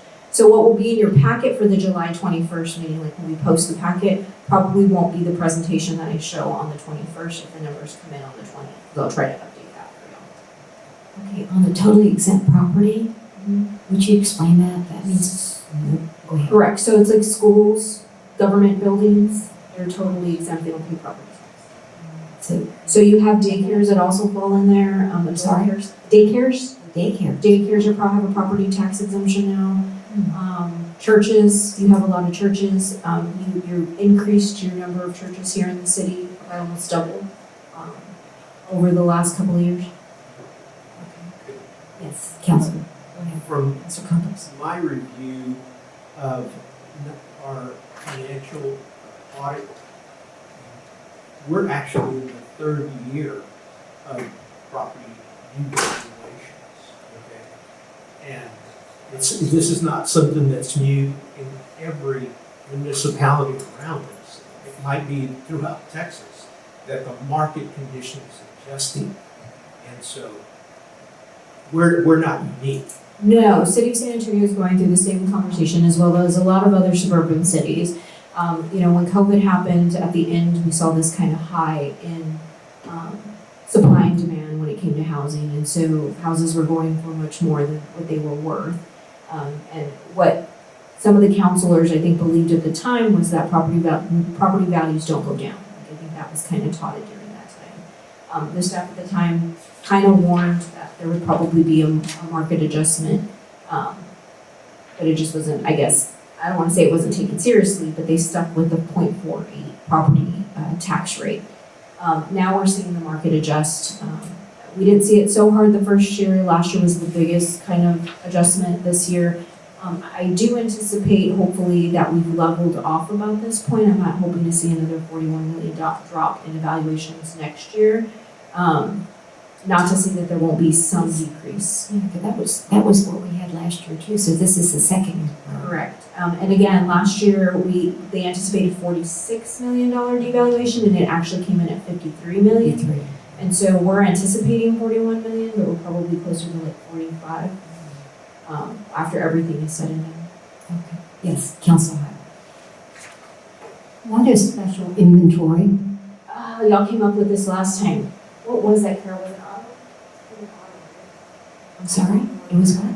I thought it was, I have to go look it up. There's a whole laundry list. I want to say it has something to do with, the automotive industry, but I have to go look it up. Don't quote me on that. Can you Google that for me? But you will see a decrease in all of these categories. The county essentially what they do, and I've sent the spreadsheet to y'all, they break it, every property that we have, every category, they break down what those evaluations are and just subtract from what you had the year before, and it's either an increase or a decrease. Where we are seeing the increase is the single family, and I think that has a little bit to do with some of the new homes that are coming in. This is just kind of a tax history of where your tax rate was in years past. You're currently sitting at 0.54. What we're currently projecting in this budget that I'm presenting to you is to keep the tax rate the same at 0.54, but you're still holding at a deficit, so I don't know what your new revenue rate is going to be, or if there's areas in the budget that you would like to cut in order to maintain that tax rate. Yes, you should, man, Counselor So Campos. the new, It is motor vehicle for your special inventory. so the no new revenue rate is provided by the county. That is correct. To somewhat limit the same amount of revenue we collected the prior year with some variation. Correct. So your ad valorem tax, if you take a look here, the taxable value is $218,000 for the average home in Leon Valley. If you go look at last year, it was $230,000. So you can see that that's where the average property valuations have decreased. I'm sorry. Yes, Councilor Campos. He's I'm here. going to ask again, the source of this information is? From the county. The county provides us the average cost of the home. They give us the numbers and we just divide it. Is it the appraisal district? Yeah, so the appraisal There's district. different county agencies. Yes, but It's specific here. Yeah, the appraisal district comes in and tells us what the average home is, or median income or age. There's a lot of stuff that goes into taking a look at projections for the next year. And that's why when we were talking about the housing coming in and that they wanted me to take a stance on the increase ad valorem tax we were anticipated to get from the new subdivisions, I wouldn't do it. And because we don't know what people's exemptions are going to be. It would be really hard for me to make a projection on whether or not somebody 65 and over or disabled or veteran would be moving into those homes. So I didn't make the projection. And this is one of the reasons. So the average tax bill is anticipated to drop a little bit by $67.43.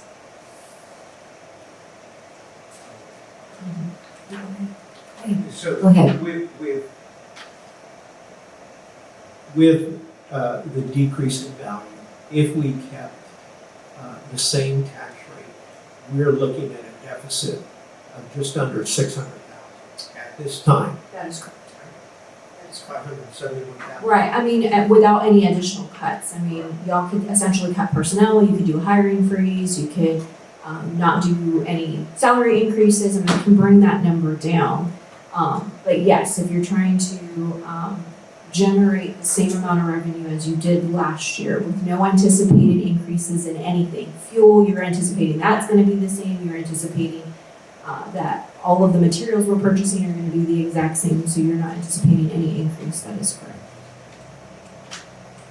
So we move on to general fund, and so we take a look at your capital fund reserve sitting at 0.54. You have an emergency fund of 1.2. Your future capital purchase fund, which is the pool and the stable gear for the fire department, is 275,000, so your projected total fund balance is 6.9. Your emergency fund is less than 1 month of operating income with a total operating income of 5.1. So your operating deficit is $571,000 as of yesterday afternoon, and this is an updated. It's 13,000 more than this. We got some TML. We got your TML numbers in, and it's in your auto liability insurance. Actually went up this year, so this will be a little bit over $13,000 more. And that will be updated for sure by the 21st. We just got those. But if you take a look at your actual operating revenue, we have an increase of your revenue by 461,000. Yes, Counselor. So, I looked at this slide and I said, oh, we've got increases of 461,300 in revenue. And you have a breakdown of that in a subsequent slide. But when I started reviewing those items, like here you see building permits increasing by 347. What I see, okay, is we have increased expenses that is almost the same amount. So it doesn't give us any more revenue. And then when I see court fines going up 76,500, well, we've agreed to pay the judges a little bit more, have more court dates, and processing fees have gone up. And so I'm seeing court fines having additional costs, the way that I've added them up, of another just under $23,000. So it's not pure money that doesn't have an offset to it, is my point. So when we say that there's an increase of 461, 347 of that, plus another 50, that's almost 430,000 right there that ate up this 461. And I just wanted to point that out to my colleagues when we're making these statements. So as we get to the expenditure side, that's what I'm going to explain is that your building permits, yes, it's increasing, but it's increasing based on projected new homes that are going to come in, but you'll see that go out as an expenditure. But this increase of 461, from dollar to dollar, you're going up 461,000, because that always gets asked. But yes, you're absolutely right. When you get to the expenditure side, you will see that that's where it's going. Did you explain the other someplace else? I didn't see that. It decreased, but what does other represent? It's your interest, I think. It's gonna be on this side. Interest? Interest, what else? It's on something else. It's on one of the slides. Okay. When we get there to it. Okay, and then the PEG funds, I thought that was, I know what that is. It's the cable fee that we get, so actually, we went from 4,000 to 93. It's a transfer in. It's just a transfer. It's new. So you take a look at your general fund revenue, you'll see your transfers in at 1.9. Your grants, 75,000. 13% is your license. The majority of your general fund revenue is going to come from your sales tax and property tax. I don't know what the thing is that. Maybe it's cut off over here, but this is your ad valorem tax percentage. So your community and conference center, what we're proposing in order to do some restructuring for your red light cameras, as mentioned earlier when we were talking about my evaluation form, we're gonna move the revenue from the community and conference center rentals, not the hotel motel tax, the actual rental of the buildings.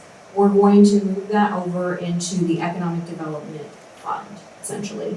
And then we're going to switch, our community relations director, the way she's currently allocated is 25% in EDC and 75% in community and conference center. We are gonna change her to 75% EDC and 25%. And then I would be moving over the code enforcement employees into the economic development fund, which would save up some money in the general fund. And then I would be able to move the 2 red light camera people from the traffic safety program, from that portion that's funded by red light cameras, over into your general fund. Okay, yes, Councilor Campos. I know you have the next one.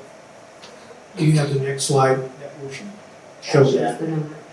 So my comment recommendation is, first let me give you my comment. I think once we get the new houses ramped up, our taxable value will start increasing over time in the future. But right now, we're not there. And my suggestion is it a possibility of this new 68,000, okay, the net cost? Because they're police officers, could that be somehow allocated this year to the traffic safety, the crime control and prevention fund? You didn't have any money left over in your crime control fund. You could take it from the reserve, but then in my opinion, you'd be not funding the positions fully. When we get to that slide, we can take a look at it. The other option for this would be is you have, as we get to the slide, is you have 92,000 sitting in project funding for EDC. I could essentially move an officer over as like a community resource officer, which is still on the patrol basis, over into this fund as well in order to alleviate some costs. So we have some other ideas as we're moving through the budget to help keep that property tax rate down in order for you to fund your budget. But as we're moving through these documents, you know, whatever you would like to do, I mean, we can take the money from reserve with anticipation that the ad valorem tax is gonna go up. My history tells me that that won't happen. Your increase in your ad valorem tax is going to sustain what you currently have. You can't cut any more from your budget anymore. And so even with the increase in ad valorem, your ad valorem is going to cover the cost of doing business, in my opinion. Your cost of doing business here is only going to go up. Things aren't going down in cost. I mean, I just kind of give you. It's really the model, you know, that we're seeing that, you know, property values don't continue to go up. The increase in our cost, they're never gonna go down, they're gonna go up as well. And so where the city of San Antonio has an advantage over the city of Leon Valley is they have 14% of the gross revenue from CDS that, you know, adds to their budget. And they're still looking at cuts, but just to kind of give you an example of increased cost, like your gravel base from 25 to 26 went up from $28 a yard to $36.66 a yard. Your limestone went up from $42 per yard to $63 per yard. Your concrete sand went up from $42 to $65. And so those types of increases, and these are just some examples when we're talking about increases of just doing business. My fear, if you pull something from the reserve fund, from any of the accounts to fund positions, you're still going to be pressed at the time when you move them back as part of your operating expense, even with the increase in ad valorem tax, that the money won't be there, because that money is going to help offset the cost of doing business. And so as we move through and you take a look at what we have, then you can, I'm open for suggestions on cuts in it, anywhere that you would like to discuss that. Excuse me, didn't you say, or did I hear you say 92,000 in project funding you could move over a community? So yeah, But then we wouldn't have any money for EDC. you would have, sort of. So you do have a reserve fund sitting in your EDC, and because it's not ongoing operating expenses, you could pull said project if one comes available from your reserve fund. So that's the only reason I would make that. Okay, all right, But then in the future, yes, you would not have it. exactly. Councilor Campos, go ahead, please. So what I was looking at is what has a revenue stream, yeah, right? And so the prime Sales. has sales tax associated. EDC is funded by sales tax. We got court technology fees that's funded. Can we allocate some IT expenses? I'm not trying to go against the community center because, you know, that doesn't have a regular stream. Well, it Just does. like So the rentals. community center has two forms, right? You have your hotel motel tax and you have your rentals. But the rentals, what we're doing is gonna pull out and throw into EDC in order to cover the remainder of the cost. But that fund will still have hotel motel tax going into the community and conference center fund. Your, now your crime control is supported, and when we get there, you can kind of, if you wanna cut and add officers over there, like cut something instead of, you know, paying for something out of there and move officers over there, that's at y'all's discretion. But before we start kind of moving those pieces around, let's get through this section, we get to crime control, you can tell me what you wanna do. In the general fund expenditure portion, you are seeing an increase of $881,000 of expenditures over last year, and your capital is a $3 million increase. Your expenditures, is majority, of course, is personnel, moved on to your contractual, your capital outlay, and your supplies. Your expenditures by department, you'll see that the fire department comes in at the highest funded department, followed by public works and then police. So I think there's this kind of concept that police is the one that takes the bulk of the budget, and they're so overstaffed and all the things, and that's not an accurate depiction of what this is. Okay, so if we take a look at your kind of summary of your general fund. Your total resources for your general fund is sitting at $17 million. But of that $17 million, we're gonna take out the hike and bike trail grant, your assigned fund of $200,000, and your tree mitigation fund. And so that leaves you with about $15 million. Your expenditures is sitting at $16.2 million, which leaves you in a deficit of $571. And you'll see it's personnel services, supplies, and contractual services. Do y'all have any questions on the summary slide? So just so that we're all clear, the capital expenditures does not cause this deficit. This is just operating revenue and it's operating expenses. That is That's correct. what we're trying. That is correct. The other thing that's important to note on here is, because it always comes up, personnel services. The increase that we're projecting for increase in personnel services is only 6.7%. But a good chunk of that is the health insurance, and we have a 15% increase allocated in next year's budget. I don't know what that's going to be yet. We're hoping to have some preliminary numbers the last week of July, and so I'll have a better idea of what that looks like. Excuse me. On the supplies, it's increased, 667 to 571, but that doesn't include, you were talking about gravel, concrete, and limestone. Isn't that the enterprise fund, or is that in this fund?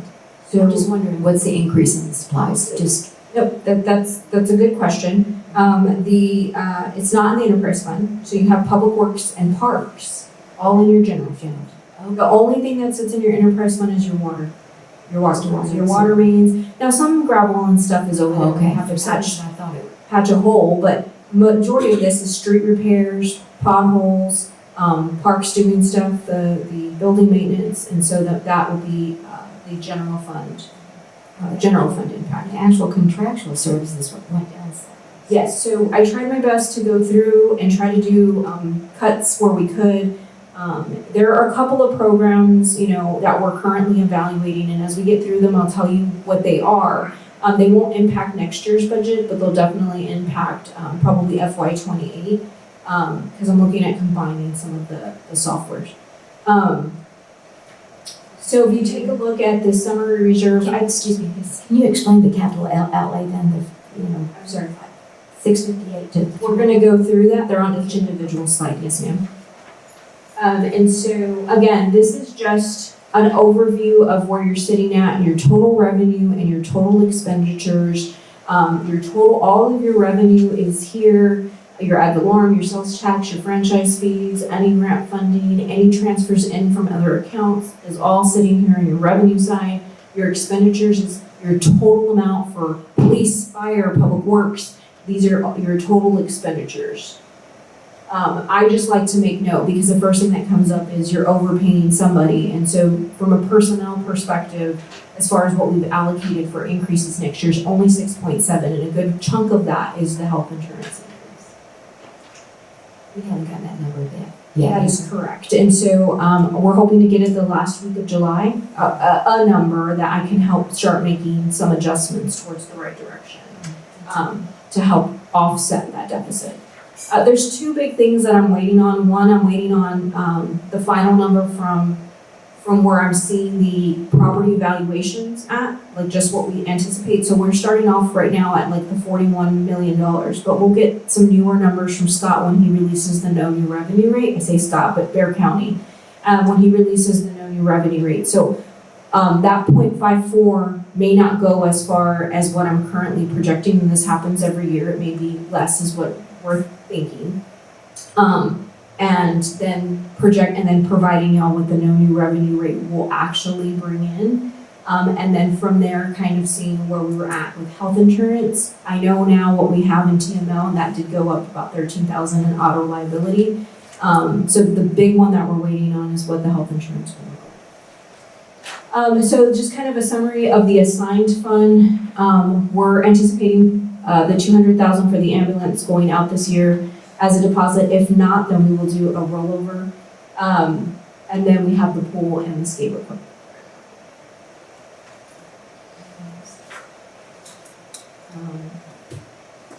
The other thing that I would like to know, we were talking about this earlier, it'll depend on the payment for the pool.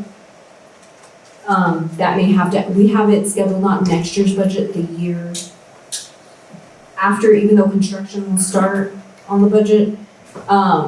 We're thinking will happen next year. The full total for the pool amount isn't in here. And so That's 800. 800, well, minus this 200,000 that you already have on. 600,000. Here is your revenue source again. These are just your broken down ad valorem tax, your sales tax, your franchise fees. These are your license fees and facilities. Here's the grants anticipated. And then Mayor, you asked about the other. This is all of the other. So that's why I couldn't, I'm like, I know it's interest is your top one, but it's your community and conference center fees, your T-Mobile tower, it's your pool revenue. Yeah, I did see that. I didn't connect to though from one page to the next. So thank you for that. Yes, Councilor Campos, go ahead. I'm sorry, I was making some calculation here, so if you go back one slide, okay. Well, the one that says ad valorem tax, okay, that one. If you go to the estimated at 6.181,000 to what we're projecting for 26, 27, and that's a decrease of $289,000. And change. Just to start off, we're in a deficit if we keep the tax rates. Okay. Right, and Point four. right, and dealing with the some kind of the exemptions and stuff that have been coming over the last couple of days. Again, sometimes we're getting numbers in and we're getting ready to put this package together. I'm prepping y'all that this number is probably going to be an additional $120,000 lower than the $289,000 projected, just by the numbers coming in. So that's why some cities don't start their budget until the July timeframe, but we start having this discussion in January, and that's kind of it's a living document that's, you know. But these are licensing fees. This was the other. These were the transfer ins. Here's the 9,300 mayor and the PEG funds being transferred in, personnel shared service and tree mitigation fund.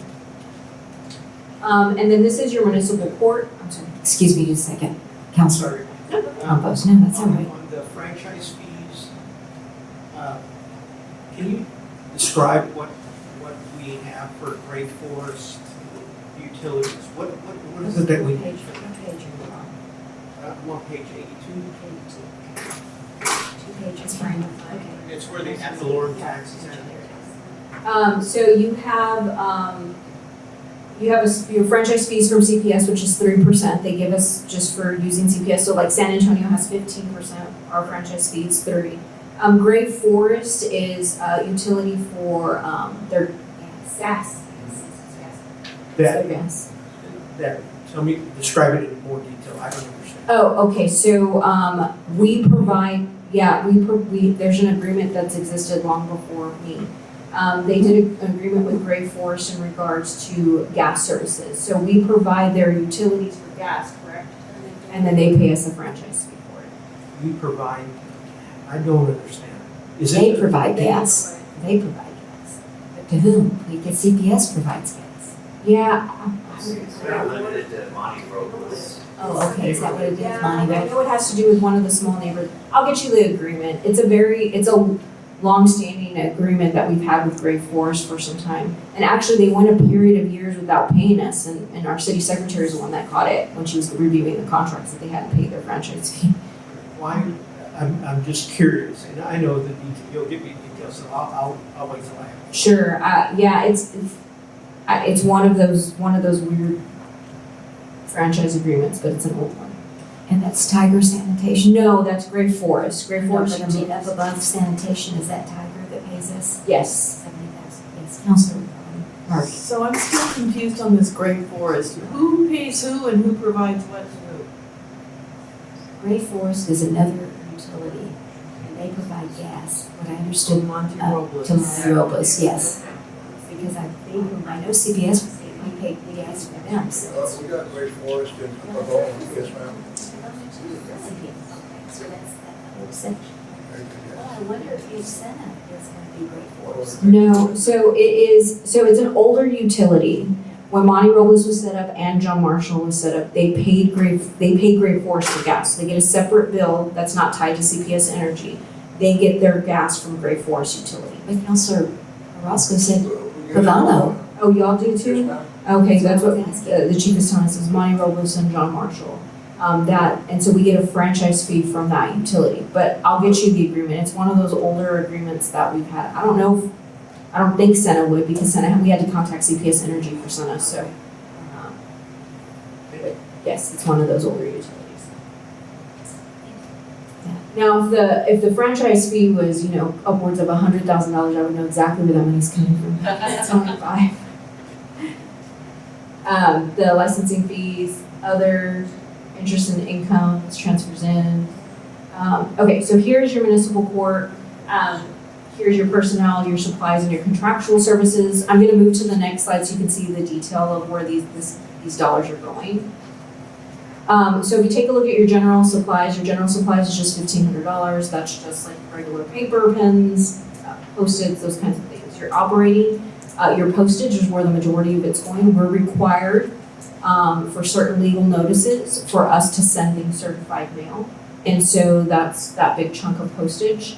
And then janitorial supplies, and then your miscellaneous supplies. We clean the judge's robe once a year and replace court equipment. Yes, Counselor.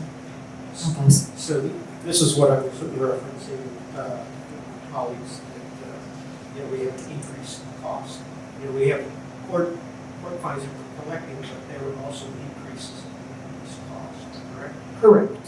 And then I don't recall seeing it, maybe I just missed it, but I didn't see the court technology fund. It's on a separate slide. I think we have a It's good on the one. special resolution, it says small portion, so I don't have it detailed. So my question is really on this court technology. I don't know anything about the courts, and are they involved in anything with Encode? Yes, so we do, but they're in the general fund. Our court technology, you'll see the amount we have sitting over there. That amount is set right now. We usually buy our ticket writers are very expensive. So normally you'll see the majority of those dollars go out for ticket writers, our receipt machines for the court, computer sometime replacement in there. But there's not enough court technology dollars to pay for a portion of Encode. You can, and I just would pay for the ticket writers and those things out of another fund. But we do utilize your court technology fund. Maybe, Carol, if you wouldn't mind sharing with me the page number, you can text it to me for the court technology fund. I just didn't. It's your special revenue fund, so it's probably towards the end. So for those little funds, we don't have it detailed like that, so I will add it to the next meeting, to the next presentation.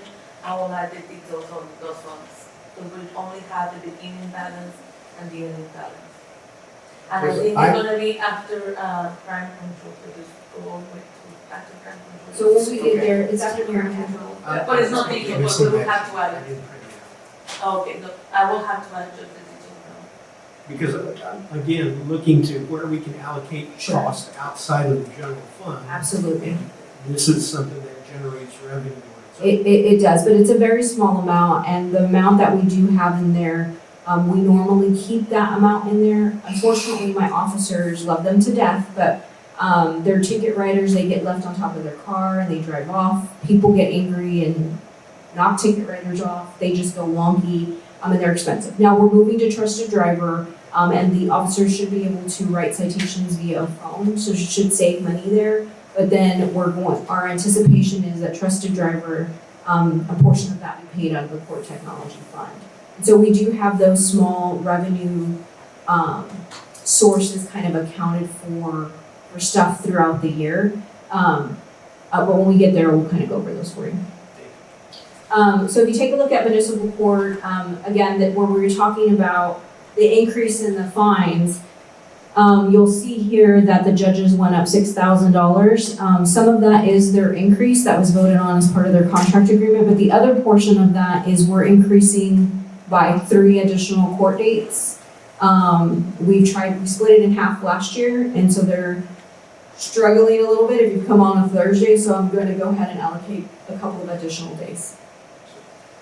Just for my colleagues, if you see on this page where we have the $4,000 increase in the variance, the $4,000, the $1,100, $6,000 twice, the $750 and the savings of $300 plus the $5,000, that was the additional cost that I was saying offsets the court fines going up. Okay. So the expenses is what you're saying offsets the. And how much do we pay for jury duty? Tiffany, how much do we pay for jury duty? Nothing. You don't pay our jurors anything? They come and get donuts. Yeah.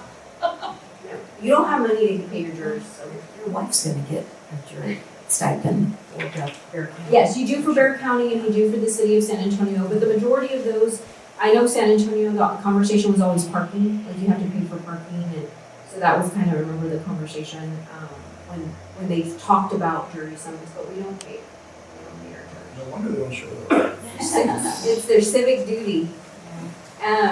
We also don't hold a lot of jury trials, but if you take a look at municipal court, is there anything here, professional services or under your supplies and operating that you have questions on, or you think that there's an area we can cut in your municipal court? Other than what I mentioned in the court technology, looking at that, and, any type of allocation. Again, it's just a general principle. So we're gonna move on to, I didn't see anything, I'm sorry. No, I was just gonna say the operating supplies was strictly for postage. Yeah, I mean, So- we're going pretty much, we'll be almost 100% paperless in court, probably for sure by the end of the year. So that was the only, They're really coming down and trying to save y'all money and becoming 100% paperless. The only people spending paper are when I bring them. I had a question on looking back at my notes on the cafe lease. That was an income. What is our contract there? When do we reevaluate it to release? I don't know if Sarah knows it yet. Sarah, do you know how long it is? I'm thinking she's got a booming business. She might be able to pay us a little bit more. That's what I was thinking, as far as increasing revenue. The agreement expires, but it is $2,220 a month. Right. On the rental agreement, and they also get, penalty fees for early payments, things like that. The contract is up in when to be renewed in 2 years? I want to say 2 years. Okay, yes, for all right, so contract. we're stuck until then. I've been in that cafe, Uh-huh. meeting with different people, and it's, while they may sell a cup of coffee, there's a lot of people who just sit there, and I don't know how much. So, I mean, without getting into detail, they haven't, let's say, made their lease payment on time. They have been on They time. have not. They have not been. They're up to date, but they don't always pay because she's short. but they pay their penalty fee. She does care. So they pay the late fee, right? But just, when you're talking about an increase, I didn't. just so, for your frame of reference. It's a very popular place, but It they'll is. go in for a cup of coffee and they may be in there for hours. And it's kind of, I don't think they buy something else. No. And so, that's, And that's why they look at other revenue sources, like they have their farmers market and that they have set to help offset that cost. I think they're probably gonna come back and try to negotiate a lower lease cost. That would be up to the council when we get to that point. Do they charge the vendors on Sundays? I think they do, yeah. I don't know what it is, but. So that's not part of our contract, We amended their contract to allow them to do it. but we don't take a percentage of the vendor fees. Okay. Just ask it. They have rented the community center, they rented the community center as one of their larger events. And we charge them for Does she rent the building out to private parties or? that. Or not that I'm aware of. Okay. All right. Okay, just thought I'd ask. So that was, okay, so municipal court would find, okay, this is your finance department. Again, I'm gonna move on to the details so we can kind of, go through it. Your general supplies is just $1,000, printer supplies, paper, postage, $17.55, it's their percentage on postage. General supplies is $1,400, janitorial supplies is just their portion of janitorial supplies is $350. The big costs for them are just contractual obligations, stuff. It's the audit fees, your Bear County district dues, your ad valorem tax collection, GFOA award, your sick roll reporting, your bond. There's nothing really in here. The bottom part is your utilities for the most part. The only other thing I come down here and really look at is your travel and memberships, but they're only going to their annual training next year, and just paying for their annual dues for their organizations. Excuse me, before we go on, Councilor Campos, and then I have it. I'm curious, Sure. the external audit fee that, I'm sure this is an allocation. What is the total amount of our external audit? What is the total amount? I want to say like 32,000 for next year, but I think it's 32,000, she'll pull it up. And then, any of, let's see, the one appraisal reviews have gone up. That's just the nature of the game. And, What about that GFOA budget award? What is that? Is that, That's the award that you get every year. we have to pay for it? You have to pay to submit, it's just like a membership. If you want to belong to GFOA as a recognized organization, you have to pay to play, so. And is that part of the membership dues and licenses? that Yes, went up? but your award itself, for them to come in and evaluate you. Yeah. So for us to apply for the act form, we have to pay $600 for them to evaluate and give us the award that we had an excellent audit. What is the advertising? Yes, Councilor Marsh. So we have to put, when you do your budget posting, you have to post in the paper. When you do certain budget-related items, I've got to post certain places, just so it covers the cost. Okay, and then membership dues and licenses went up, okay? It's That's just just the general, okay. Gotcha.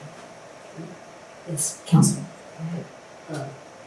is the bear appraisal and collection fee, is that 100% for the city? Like, is that a total amount? Yes. Okay. Is it, Yeah, could you split it? Like, is that's where you're right, going that's at? the, I mean, I don't know, because it's dealing with property, it can't go in your enterprise fund. You know, it's kind of, it's one of those that have kind of always been here. I don't know, I can't think of another fund it could go in, I mean, unless you've got an idea. If we go through, let me go through, before we start trying to reallocate, let's go through the whole budget. Because then when you see that we're eating at your reserve funds and some of those dollar amounts, that we have allocated money in those funds already, And then if there's room to kind of split percentages in any of those, I'm open to ideas. But I think as we kind of go through, you'll see that I've zeroed out the majority of your accounts. There's not a whole lot of like moving stuff over, so. But I do know for Bear County District dues, the only thing I can think of is like, it still deals with your property, your allocation, your collection. I don't know, that would go in your enterprise It's still a fund. general fund, you're right, it doesn't belong in enterprise. The city manager and council budget, this houses your HR, your city secretary, myself, Angela, and the city council. So here's a breakdown, just our general supplies, printer supplies, postage, janitorial supplies, your letterhead. I did add $1,000 for shirts to cover a couple of new people, and that shouldn't say reception, that's actually Sarah, I think. Payroll, council activities, town hall coffee. I deleted Zoom because we're gonna move to our Teams application. City secretary's notary renewal, HR supplies, her printer supplies, her little programs that she has. She took out the welcoming packets. We normally give like a lunchbox or and it's vacation. So just for the audit, it's 40,190, 12,000 in your general fund, 20,048 in your enterprise fund, and 8,000 in your rental fund. Thank you, yeah. I was trying to do it. She has them by accounts. I have to remember the accounts that live in the line. Okay. I did put in $500 for some pins and plaques for 25 and 40 year. I have one of each. Yes, Councilman. I hope that we can all agree to keep that. I think that we need to recognize our staff at those levels. At that level, yeah, they made a commitment. I hope that- I had a question on contractual advertising. Why did it go up so much? Because of your Bear County contract, it doubled this year. The elections? It's new. Oh, okay. I didn't realize that. So, That's right, they used to yes. cover it and now we now we have to pay That's for what you it. told That us. is correct. Okay. And then, town halls, and on that next page, 92, cafeteria plan went from 150 to 3,600? What is that about? Page 92, the next page. The cafeteria plan, 150 to 3,600, I didn't understand what that was for. No, but Cafeteria plans are usually pretty small. it is, but So if you see in the other departments, we used to allocate that by department. So what I did here, because the amount is so small, I just put it all back in the city manager So it's all department. So it's all the departments here. Yes, Okay, so that- I was just wondering why. Okay, now I understand. Okay, thank you. Appreciate it. Any other questions on that? So is there anything in here that you want to take a look at or cut for next year in your manager budget? I left the city attorney at 10,000. We used him. Probably gonna have to maybe do a little bit of a budget adjustment. He did the short-term rental thing for us. He's reviewed the short-term rental ordinance and the animal ordinance on top of the legal written opinion he did. So you're probably gonna go over this 10,000, but I left it at 10,000. I left your TML retainer for 5,000, and I would anticipate that you continue to do so. Your Bear County elections, we did increase it, the amount, if you've stayed up with the conversation, during this last election process, they have, increased their fees. A lot of it has to do with them outsourcing, their elections administration stuff, and so our amount, per election has gone up, as well as the advertising fees. Your city contract attorney, which is separate from the 10,000, is what you pay Art to be here once a month and to review the agenda and packet items. And that's just contractual. I was looking at going out for city attorney. I probably still will. However, I do think that amount will go up, and so my fear is if I go out, this amount, I would anticipate to be, it should be closer, not should be. The average is closer to like 130 to 140 for the contracted amount. And I 60? Yes, ma'am. Or one meeting a month? no, it would be for 2 meetings. So 2 meetings, okay. So That's why. I do believe that having the city attorney here has inhibited us in a lot of ways from only having him, because like I have to try to manage what I have on what agenda. I think it's of value to y'all to have a city attorney here at every regular city council meeting. You know, especially with, at times, you know, I get criticized for trying to play the city attorney, and I think if he's here at all the meetings, maybe that wouldn't happen. I've left it alone for this year. I haven't touched it yet. But just so you kind of understand, I would break it down. We'd go out for proposals and ask for 1 meeting a month, 2 meetings a month, and what it would cost for his hourly rate, and the hourly rate for the court. They had already warned us on the court prosecutor that that hourly rate definitely would go up during contract negotiations.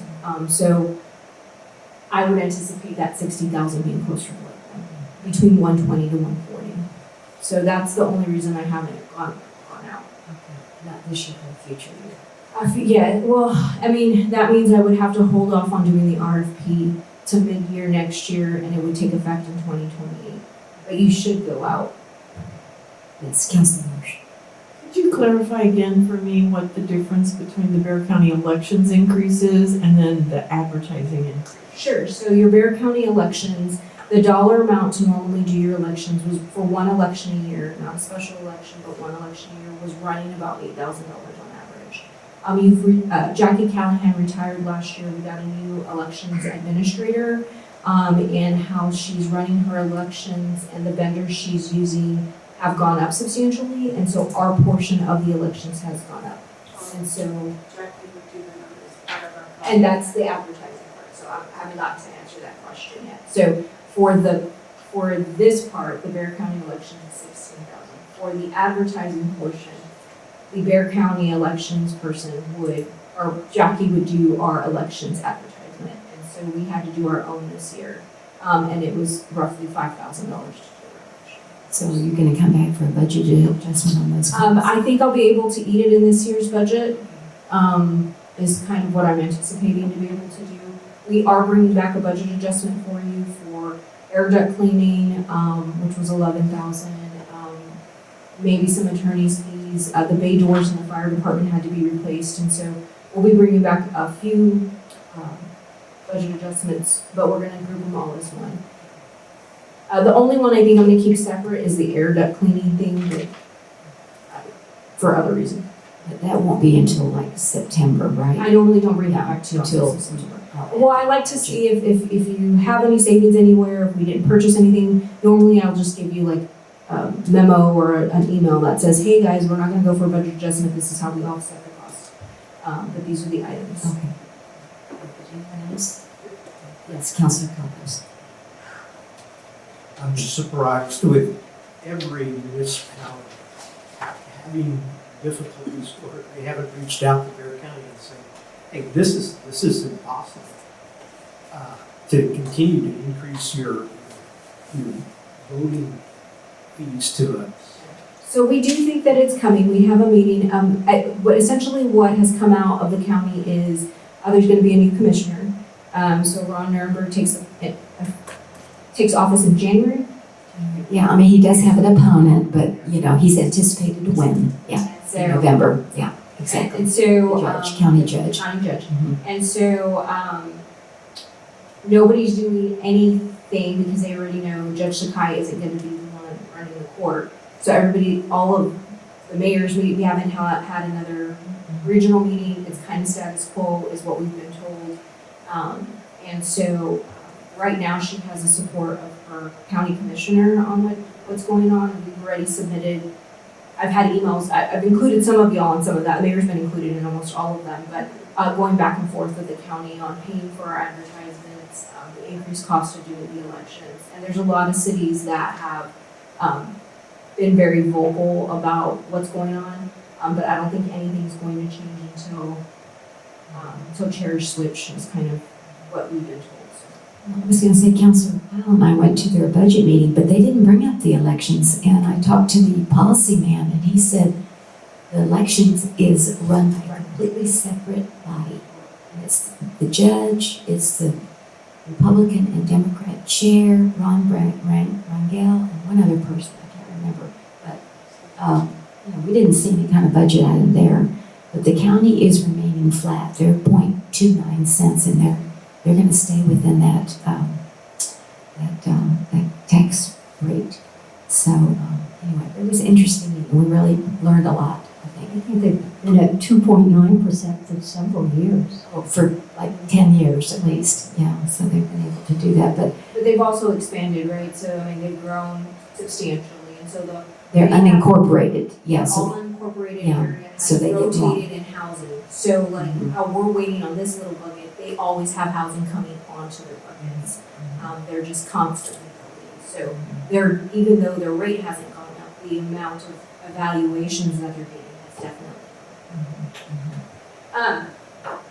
Okay, so anything from the city manager, council kind of budget, that you see here that can be decreased.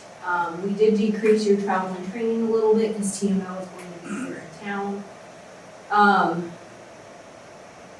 I try to hit all of your pockets for the most part. The only thing that really went up is on your election side, your advertisement side, and then we moved everything over here for the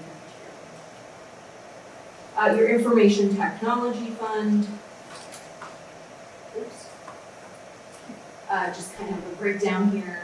So your general supplies, we didn't put anything over there. So for those of you that don't know, we contract out with Tech Lead. I've looked at both. I've looked at bringing somebody on as a help desk. The issue with how we do our IT services here, it kind of works like an attorney firm. You have specialized IT people in certain areas. And so what ends up happening is you pay for your IT person, but inevitably you have to call in a provider to come and assist.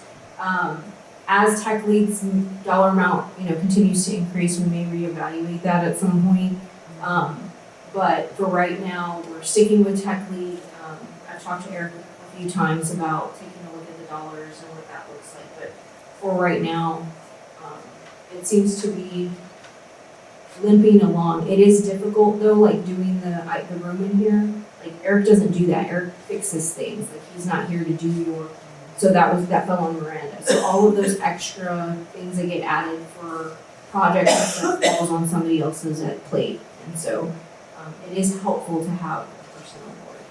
they reduced their fee by 50%. It looks like. Was that? Did they reduce the Tech Lead? Tech Lead did not reduce their fee. We just allocated 50%. That's 50% of their total contract amount. We pay $100,000 to them. That's 50%. Oh, you have it divided among all the departments. Okay, excuse me. So I thought, oh gosh, they went down. Well, I mean, we brought them down slightly. And I mean, like I said, we renegotiated with Eric a little bit on what we need him here for. And so overall, so in this budget, he came down $6,800. But he didn't reduce the amount of time that he's here. His guy. Not his guy, but like work I was giving him, like do an inventory list, or where I'm having to allocate that internally with the staff versus having to do It's Councilman. So is that full-time for 2 people and no benefits? The Tech Lead? No, so it's just a company. I get somebody here 4 hours a day, Monday through Friday, but it could be any 4 hours of the day. Right now, we have one person kind of assigned to us, but depending on what's wrong, it could be Eric, it could be Chris, or it could be Patrick.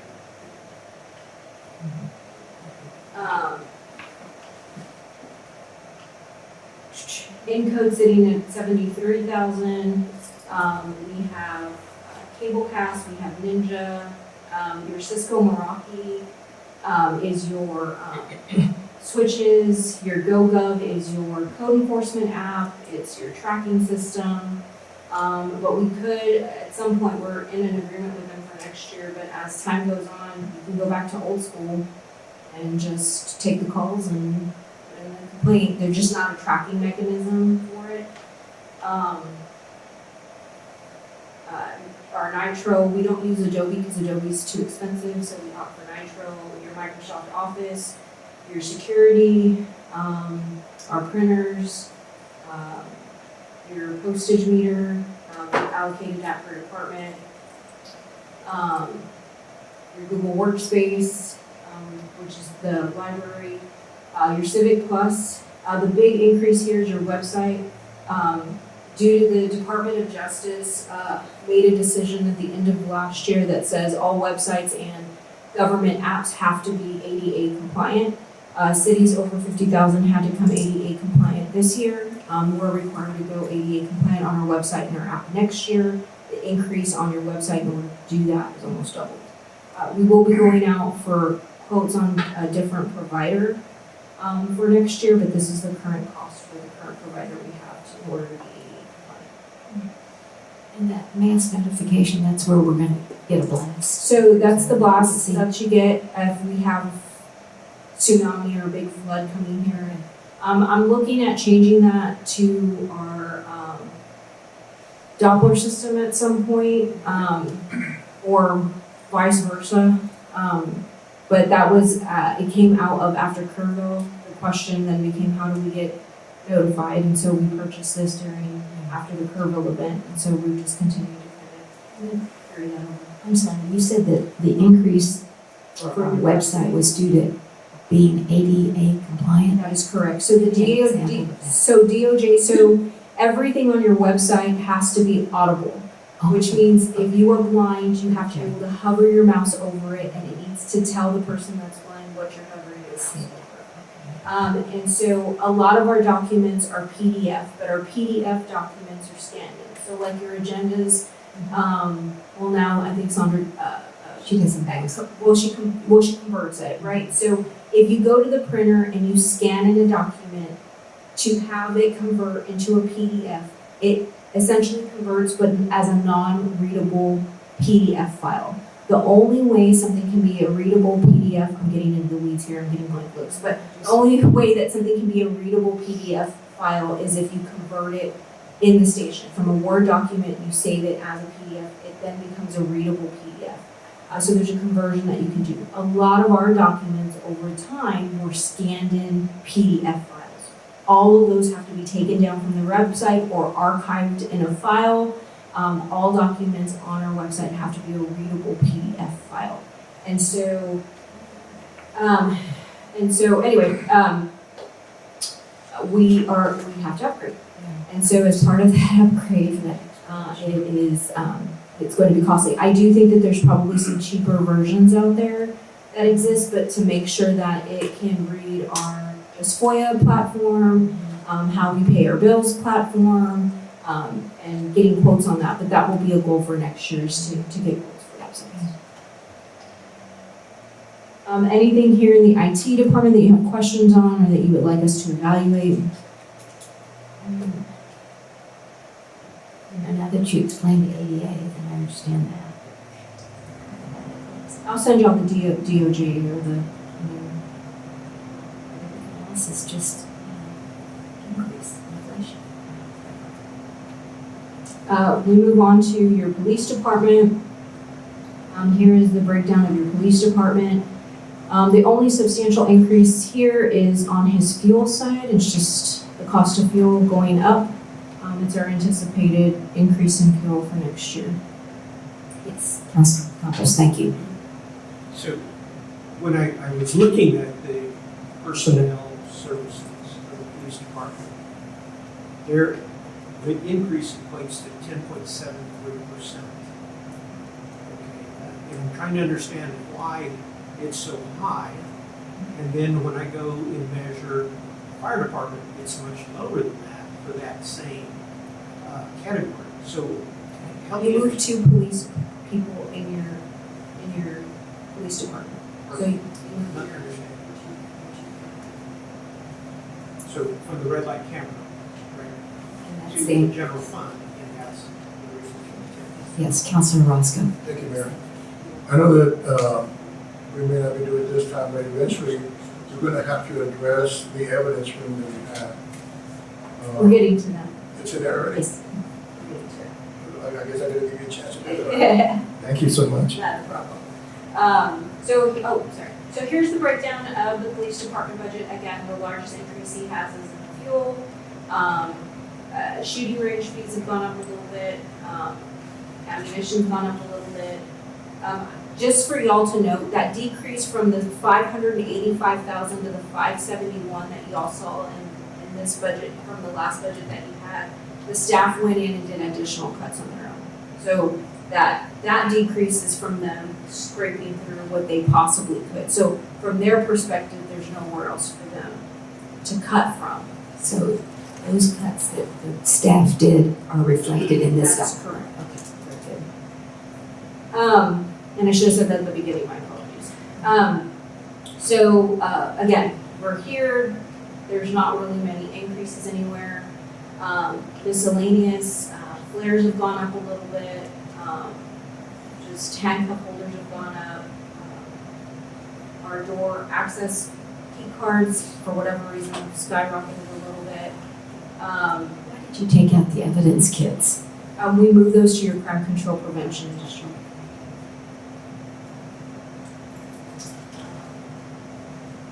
Is there anywhere in the police department that you have questions on, what we're spending the dollars on? I try to give as much detail as possible, so y'all know where the money is going. I'm assuming that the evidence processing was moved to crime control as well. Yes. Your police department, here's the remainder. This is, FSA, forensic. That FSA dollars that used to live here, that's the cafeteria plan. Copier, cable, went up $72. But you can see we, did major cuts through the most part.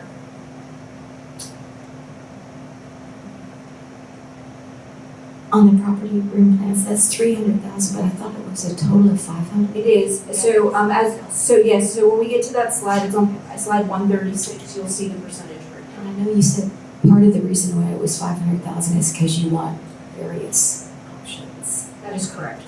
But I say that out loud, I don't think we're gonna spend all, I just don't know how much it's gonna cost. And then Ardura, to give you a probable cost on each option, cost me money, and so I'm kind of shooting in the dark with it. I was just thinking, could we go back, because they did do 4 options on the pool, right? And we chose the 4, yeah, it was 4, A, B was B, and D, we got the D one. And I was wondering if, could we look back and see how much they charge for those 4 options? You're talking apples and oranges, or onions and oranges.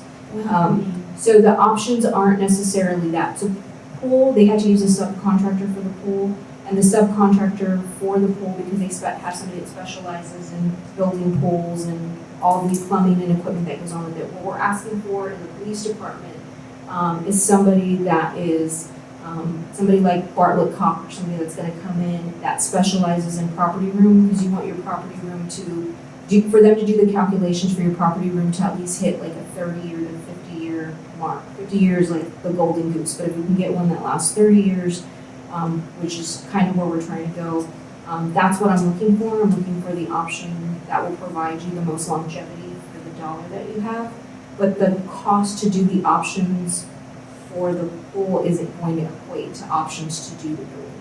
Because you're looking at, it seems like 500,000 is this a lot of money for. yeah, and to be honest with you, if it is, and I'm wrong, and you only spend 200,000, because I'm also asking for engineering. So it's engineering, plans, and options. So it's not just the options. The options are a portion of that, but I want the engineering to come out of that as well as the plans to come out of that. So I do think it's gonna get pretty close.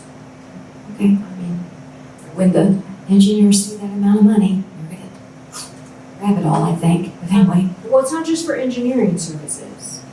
It's not just, it's options, it's engineering, it's plans, and our Ardura or whoever doesn't always, they're not gonna get them, but if we don't ever put the dollar, all large engineering companies look at every city budget when they're bidding. That's what you had told me something. They bid, but we cannot not put the budget in there. I can't say, oh, $1 or, $100,000. It just seems like a lot, so, anyway. We pay them a lot of money. Think about the options you have for the erosion plan, right? You've already spent $500,000. Yes, Councilor Competz, go ahead. Just to rehash something I've said before. So this 300,000 has no effect on On your the deficit. $500,000 because coming I out. understand that, yeah, I'm glad you clarified that, I understood that. That's coming from the capital, that's coming from the capital reserve, I understand that. But not everybody does, so thanks for that clarification. So yes, I have 300,000 sitting here. Do I anticipate us spending all 500,000? I hope not. But I'm asking for 3 things from them. And who knows, as I meet with our jury, they may say that this, your option of enclosing, So it was options, engineering, and what was the third one? just the plans themselves. Plans themselves, okay, thank you. So, okay. And then of course you would bid out that project. So this isn't even the cost of the project. This is just to tell me how much it's gonna cost to do the project. The project may be $2 to $3 million, I don't know. It's just to get.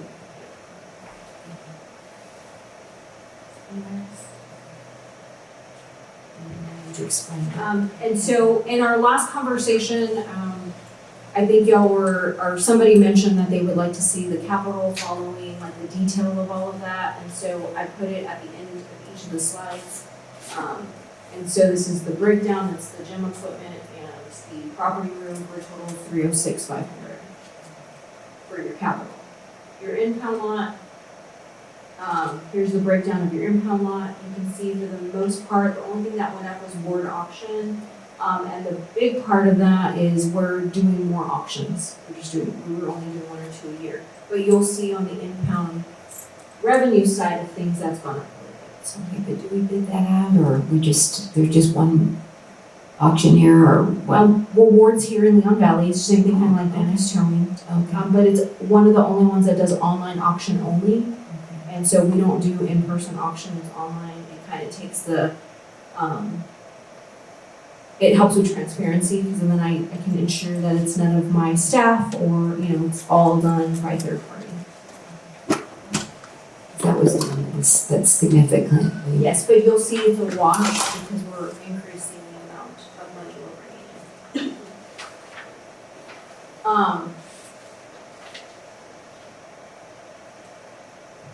in. Your fire department is next, so we'll take a look at the fire department.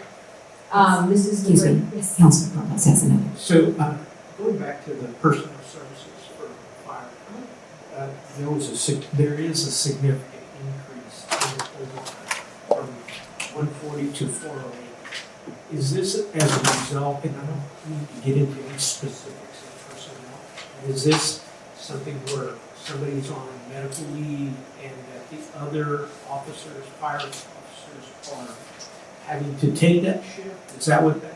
Yeah, so if you take a look at your overtime portion of your budget, that's a good, we had to increase that a little bit, and that has to do with some of that. And we're allocating that. The other big portion on here is sitting in your health insurance. And then we adopted a salary scale. So when you go up in your years of service for completion, you move up. And so last year we had a lot of new firefighter personnel that didn't get any increase because they were on like level 0.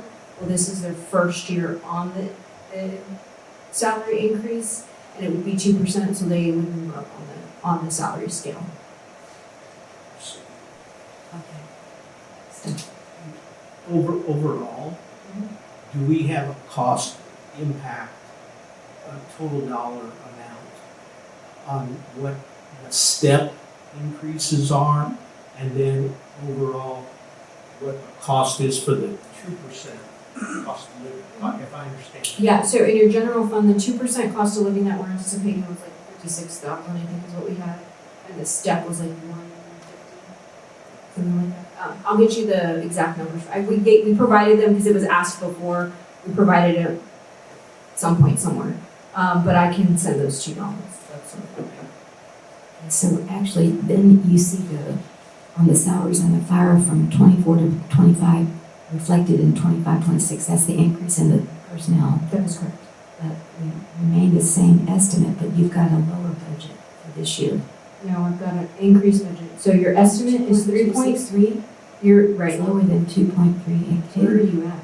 Oh, your salaries, I'm looking at total personnel services. Oh, I'm I sorry. don't look at the salary, I mean, that matters, but it doesn't matter. Right? So there's salary portion, yes, that's the majority of, the majority of your salary stuff isn't your biggest impact. What I was trying to get at is your biggest impact is your overtime and your health salaries.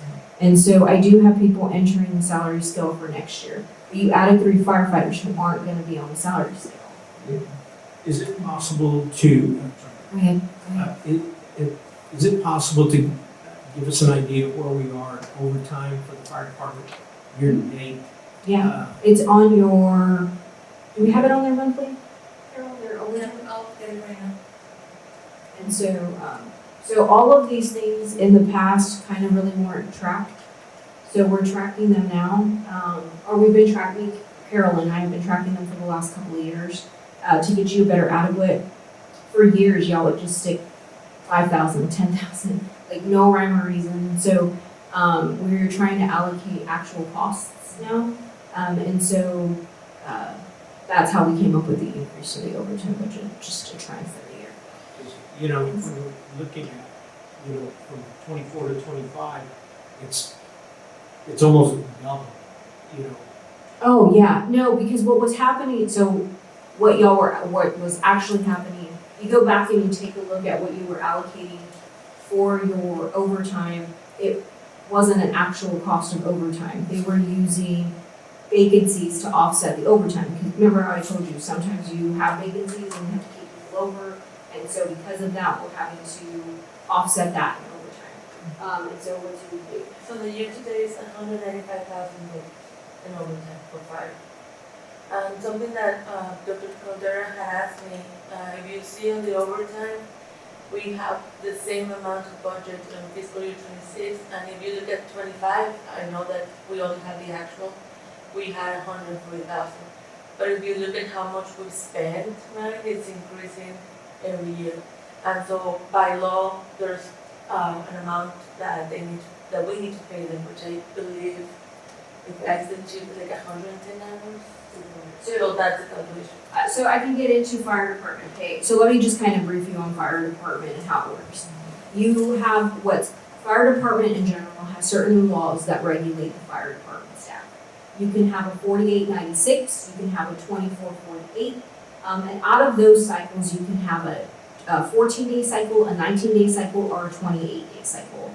We live on what's called a 19-day cycle.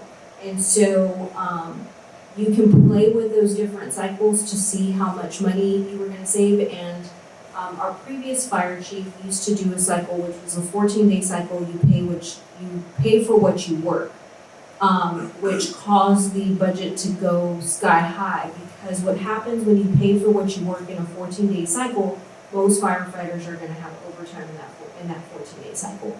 What happens in a 19-day cycle is you can't have any PTO, any holiday. You actually have to work your full 19-day cycle in order for you to get your overtime.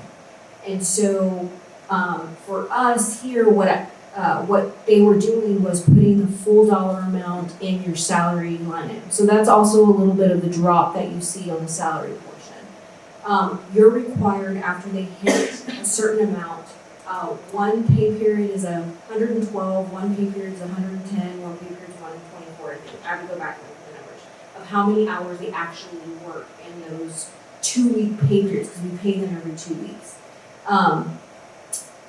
They are guaranteed after 110 hours a certain amount of money in overtime. That was allocated in their salary line item. I'm just breaking it out and saying, this is how much you get paid for your hourly rate. That mandatory overtime, guaranteed overtime that they get is gonna sit in the overtime bucket. So we pull that dollar amount from salaries into their OT bucket.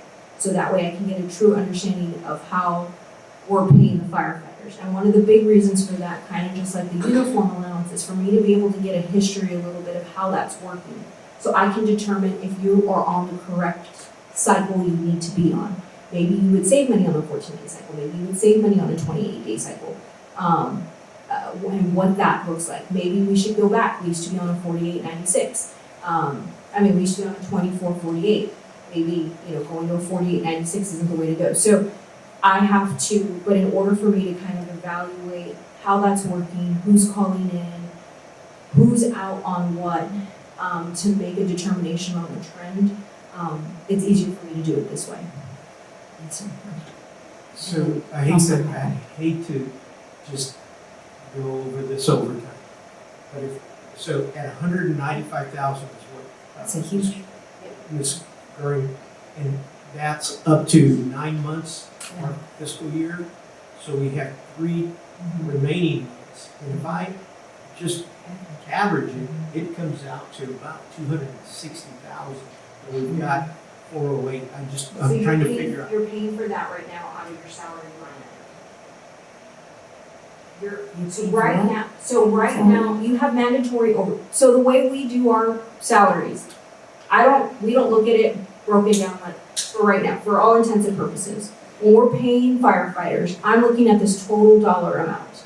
And so for years, for eons, the way you paid your firefighters is you're just taking from this large bucket of money. I'm trying to break it down further for you. You would pay certain mandatory overtime out of salaries sometimes. You would pay for it. You're just paying for it out of this bucket of money. That's how y'all were doing it. I'm trying to say any of your mandatory overtime, because they're required to have a set amount of overtime. They get it. That amount of overtime had been coming out from basically this large pocket of money, which was what we configured it was in your salary amount. The other thing that I pulled out is your uniform. We used to put your uniforms in your salary amount. Certification pay, we left there. So all we did was say, hey, we're pulling out your overtime over here. We took so I can send you the spreadsheet. It's every single individual we employ, their hourly rate, what we anticipate their mandatory overtime to be for next year. That's how we calculated that number. That number is just not coming from anywhere. There was a calculation done. So it wasn't just like, hey, 145, here we're doing the average. There's some mandatory overtime. Now, not all the mandatory overtime could be allocated. I have a couple of people out right now on either FMLA leave or administrative leave, and I've sent you those numbers, I think, a couple weeks ago. And so depending on who's out, what's going on, that could fluctuate your OT budget. But I can send you we have a mass spreadsheet for our fire department. It breaks down everybody, what our anticipated salary rate is for next year, and why we think that the mandatory overtime is going to be allocated to them. So that's the increase. We didn't just take out where we were at now. I see where you're trying to come, because maybe we could reduce that and save some money. Well, can I have it reevaluated? Just because I just don't understand, I hear what you said, okay, and I appreciate your response. Huge jump. But I don't know how this 195,000, was it not calculated the same way we're doing this? And so It was not, that's what I'm trying to it's difficult for us to make some decisions when there's a change in the methodology, and I'm not disagreeing with the methodology. Please don't take that as my comment. But it's difficult to say, okay, from a historical perspective, man, this is going up significantly. And so what I'm asking is if it could be reevaluated. If it's the same answer, it's the same answer. I'm just trying to figure it out. Council Howell, please. What is grant expense? Down at the bottom, it's like Grant 6 expense, Oh, 50,000. that's the, Emergency revenue. yeah, so it's a wash, but it's a, It's an in and out. it's emergency, who do we use, emergency plan to do it? No, we do it, but it's an in and out line item. If we don't get funded money, Then we don't spend that. But it's an anticipated spending, and there should be an income line that matches it. But it's just a placeholder for the grants we get during the year, to be able to spend the money out of the budget. Do you want to try to explain the overtime to them? Sure. So like the city manager said, part of the overtime in the past years, it's always seemed like we balanced personnel budgets out of overtime. Right now, we have 3 openings with long-term leave that I'm having to cover those shifts in overtime. One of those, I hope to be back by next month. One of them we're trying to hire, and one of them I don't know about. But I have to fill those shifts, and I have to fill them with overtime. I can't get people to work comp time. They want money. If they're working, they want money. It's been a shortfall. We've been short every single year. And if it helps to look at the numbers, there's $100,000 taken out of the salary line and pushed down into the overtime budget, along with what we're budgeting. You can see, so is it four? I can't see that far. Is it 408? It's not. It's 308. Because you took $100,000 off the salary lines where you were paying overtime and moving it down into the overtime. And that the question about the hours worked, the federal government tells us anything after 53 hours a week is overtime. We don't have a choice. Your scheduled days have built-in overtime. It's the same way in every fire department across the United States, unless you're a volunteer. The way we're scheduled, it doesn't matter if we work at 24/48, 48/96. In the end, at the 27-day pay period, it's all the same. But there is mandatory built-in overtime. But in order to get that overtime, you have to work those days. And it doesn't take much for one person to have to work one extra day to really eat into our overtime. And we have that all the time with openings. As hard as we try and as good as the benefits have been in the last few years, it's hard to hire. And it's pulling numbers out of the salary line and moving them so you can actually account for the overtime itself instead of spending overtime out of the salary line. Yes, Councilor. So this explanation is very helpful. When we're just looking at numbers, Yeah. and we're trying to figure out a trend, that's where it just doesn't look right. But now that we have the full understanding, it makes sense. And like I mentioned to the city manager, we're not trying to question what's going on. We're just trying to understand in the rationale between what we're being told. Here's the year-to-date number. Here's the trend. And here's a year ago actual numbers. But now that we understand you've got vacancies, so you've got, and you're covering for those, you're covering for somebody that may be out, whatever that is, and that you moved $100,000 down to that overtime. Okay, now. I think it's more than 100,000.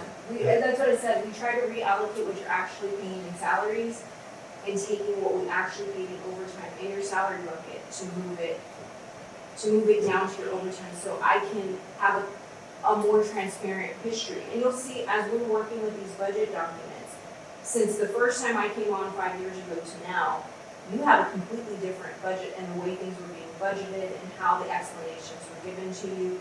Anytime I see a moment where I can take a deeper dive into something, or I come up with a new methodology of calculation for something, I'm gonna do it so I can try to build a history. Kind of like what I said with the uniform allowance. I'm trying to see if I can save money long-term. You'll see a higher cost this year, but I'm hoping next year or the years after, maybe that number would come down a little bit because we're only using what you're spending versus just giving everybody $750,000 uniform. And I'm trying it, they're my test case, because if it works for them, then I'm gonna try it with PD, and Public Works would buy their own, but PD would be next to kind of see what that looks like. But they're a test subject for this year, so that's what we're doing. But the more we understand, somebody coming, oh, look at this number right here, this overtime is jumping exponentially. It's I calculate 191%, you know, and it's kind of like, okay, that just startles you. But now I can clearly explain to any constituent that questions something like that. So, oh, this is what's happening. Now we understand. So that's the reason for the question. Yes. And the grant line, you'll see an expense, but you'll see an income line that washes it out. And again, if we get money from STRAC, we spend the money from STRAC, not 50,000. Yes, Council Marsh. I just want to verify my understanding. So there is a certain amount of overtime that is just inherent in the scheduling mechanism and the law covering what qualifies as overtime. Then there's additional overtime because of the vacancies, the LOAs, the whatever. So those two things together have combined. So we're always going to have a certain level of overtime just built into the schedule. Got it. So if you look at your 24-25, just your salaries, you'll see your 1.8. You increased your personnel, 2.32. You would anticipate that number in your salaries would go up, but it didn't go up, it went down. But the reason it went down, when we were evaluating, when I'm taking a look at the budget and taking a look at salaries and whether or not we're gonna anticipate a COLA or what we're looking at in step increases, when I did the whole salary line item, you had people that weren't on the salary scale, on the salary scale. Then you had people that are brand new because they just started last year that aren't gonna be on the salary scale, so that kind of offsets each other. So you'll see some of that. So when but that's what I wanted to see. I just want to see the true number of what it costs to employ and then what you're spending in actual overtime. If you Google fire department law, so police get paid overtime technically by law, after 80 hours in a pay cycle. Staff, your administrative people get paid overtime after a 40-hour work week. Your fire department sits on a completely different FLSA standard when it comes to calculations of overtime. So when we talk HR and we're talking about hours and what's legally required, each section of your city has FLSA exemptions that come into play depending on what you're doing. And so I'm just trying to get a better understanding from an overtime perspective on your fire department and your salaries and what you're actually paying and where the money's coming from. So that was it. Gotcha. Anybody else? Okay. It's just for myself. It's the increase from 1 year's budget to the next is only 5.330%. That's why I was there. It's not. Wait a minute. Tell me which line is that for 5.3? Your total personnel costs, that's why so when we're talking, I'm looking here. 3862 to 4. Right, so your total cost, That's a 5%. it's correct, and again, just to kind of repeat what that increase is, some of that is cost of living, some of that's the salary scale, but some of that is your health insurance, the majority of that is sitting in your group health insurance line. So kind of just to circle back, but yes. Everybody hanging in there? I know we're coming on to 3 hours. Are y'all hanging in there? I was a little worried about the city employees not getting their lunch break. I know. They'll be fine. Okay, you heard the city manager. If I've gone over your budget, you can leave. Yeah. But, no, I mean, don't let Uber Eats food. So, on the fire department, side, when you break down the, operating and office supplies, you're looking at $4,000 for your general supplies, your replacement equipment is $2,000. That went up a little bit. We were just seeing like little things break last year and they were kind of scrambling where to pull things from. Their overall budget just went up $48,000. We kind of moved some stuff around, but they did have a big increase in their fuel for next year. The other one is the uniforms. You'll see is the biggest increase, and again, that's me taking it out of their salaries and moving it over to the uniform. Disposable supplies and medication have just gone up substantially this year. Your radios, for the most part, the only thing that's going up substantially is your EMS collections, but again, it should be offset on the other side. Structures, we just got a structure and load maintenance stuff. Everything here is pretty much status quo for next year. Anyone else comment? And then moving on to the fire department capital, what we have allocated for next year is $50,000 for one structure, $30,000 for a rescue airbag, $30,000 for your thermal imaging camera, $15,000 for your Extron server, the other $250,000 for your ambulance. Remember, you have the $200,000 allocated in this year's budget. Your support truck of $100,000. Your auto post is $45,000. That's what they continue to give you. Are we gonna owe more on the ambulance or will that do it? That should do it. It's 200. Yes. Just wanted to know. Okay, thank you. Anyone else? I say that. Okay, we'll see. No, but yes. Okay. Actually, I think it's gonna, it might come in a little bit less. Okay. Public Works. Your Public Works Department, your general supplies, $3,000. Excuse me, yes, Counselor Constance. On overtime, I'm looking at 24-25 actuals versus the budget of this year, the current fiscal year, and then the next is at 60,000. It's flat between the 2 years. I don't know if I've touched it. Can we look to see how we're doing on overtime? What's Is the there current- something that, maybe is there an opportunity? Oh, yeah, so I know we looked at year-to-date when we looked at this.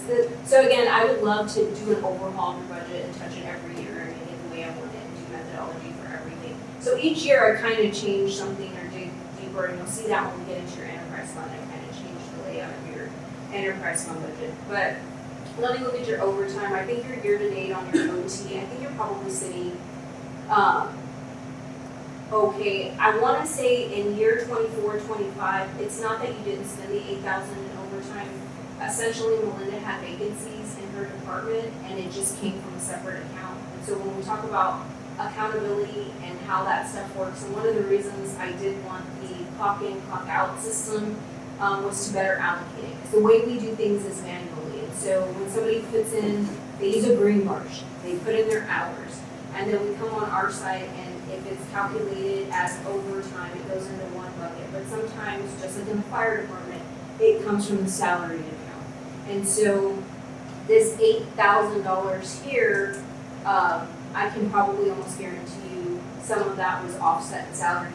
And the other portion of that is during that time, we used a lot of temp workers. So you'll see a contracted amount for express services, but we pay that express service bill out of this bill, out of this pocket of money sometimes in order to offset that total cost. One other Sure. comment that I had in Public Works. Are we allocating any overhead costs to our CIP projects for project management, oversight? Because I would say that, I know David, he's done a phenomenal job over there in Public Works, and he's out meeting with people over certain projects that were capital expenditures. And somehow, not all of his time should be on the operating budget. It needs some, and I don't know who else within that Public Works staff should be allocated to a CIP project. Yeah, so we don't typically do that because there's not really a way to do that. Over the years, they've attempted it. I know when it's before Melinda's time, when Fire and Vic was here, they tried to allocate him. And we used to have Pat Wright, who was a city engineer, he was an engineer by trade, and they tried to allocate some of his salary to capital projects, but it doesn't work because the amount of hours we don't ever clock in or out. Exempt staff never put in what time they get here and what time they leave. And so they never do a time task management system for that. Yes, you could probably pull some money from your reserve fund on like a street project and put a portion of David's salary over into that account. Absolutely, you can do that. We hadn't been running healthy enough in your reserve fund to be able to do that in years past in order to account for somebody's actual salary amount. I look at it as an ongoing operating expense. You have to, by law, pay him It's not like he gets bonuses or anything extra on top of that. You are required by law to pay him his set salary. So whether or not the project takes off, whether or not it's funded, that's why it's not tied to project funding line items, because it's in a reserved account, and his full salary is tied to your operating expense. I'll tell you that in the organization I was previously with, they did that calculation, and it was a pretty significant amount of money. Yep. And it did say ratepayers, from an operating expense, it went into the reserve, and it may be worth looking at. It's just a suggestion as you go forward, because I know that I have a feeling that our staff meets with the neighborhoods, somebody complaining about a current project, and all of that time just gets eaten over to O&M, and it may be worth figuring out some calculation. Yeah, I mean, you can. You can certainly, from a legal perspective, you can certainly do that. We just, from a salary perspective, we always kept the salary from for your operating going out as an expenditure. It wasn't a way to like hide somebody's salary in a capital project. Well, it's not hiding the salary, but it will have a direct impact on that $571,000 deficit, because it's allocated over to capital. Right, so I mean, but it, sort of. So David's salary is split. So if I take a portion of his dollars and say, okay, for the $500,000 in the enterprise fund for water mains, and he holds, I don't know, say, out of the 2,080 hours he works, half of it comes for maintenance, for water utility projects that he's doing. And we allocate that amount to the reserve project fund that we have in the enterprise fund. And the other 50% of his salary comes from general fund.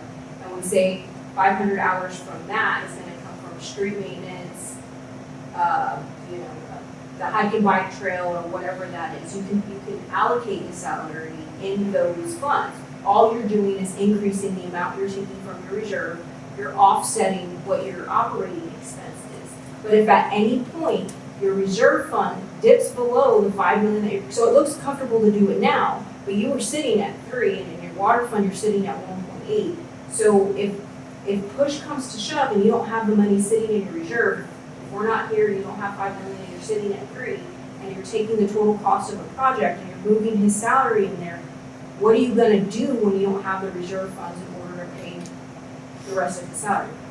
Well, I think out of street maintenance, it certainly would be a candidate for that as we roll that out. Now, we didn't have any street maintenance, per se, this current year, right? Now we've got it projected to go. But I hear what you're saying. That would be my only fear. I mean, you could do it as a body. If that's something you want to do, I can kind of show you what that would look like.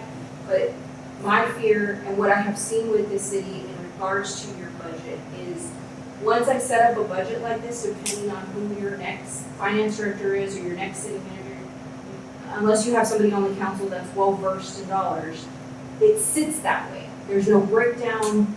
It just kind of stays status quo. And so my issue would be that if the salary would live and tie with projects, that something would happen and it's not covering your operating. What we're looking for is alternatives. Oh, yeah, absolutely. Right? So I want that to be looked at. Sure. Okay, because we need to do something, all right, to close this.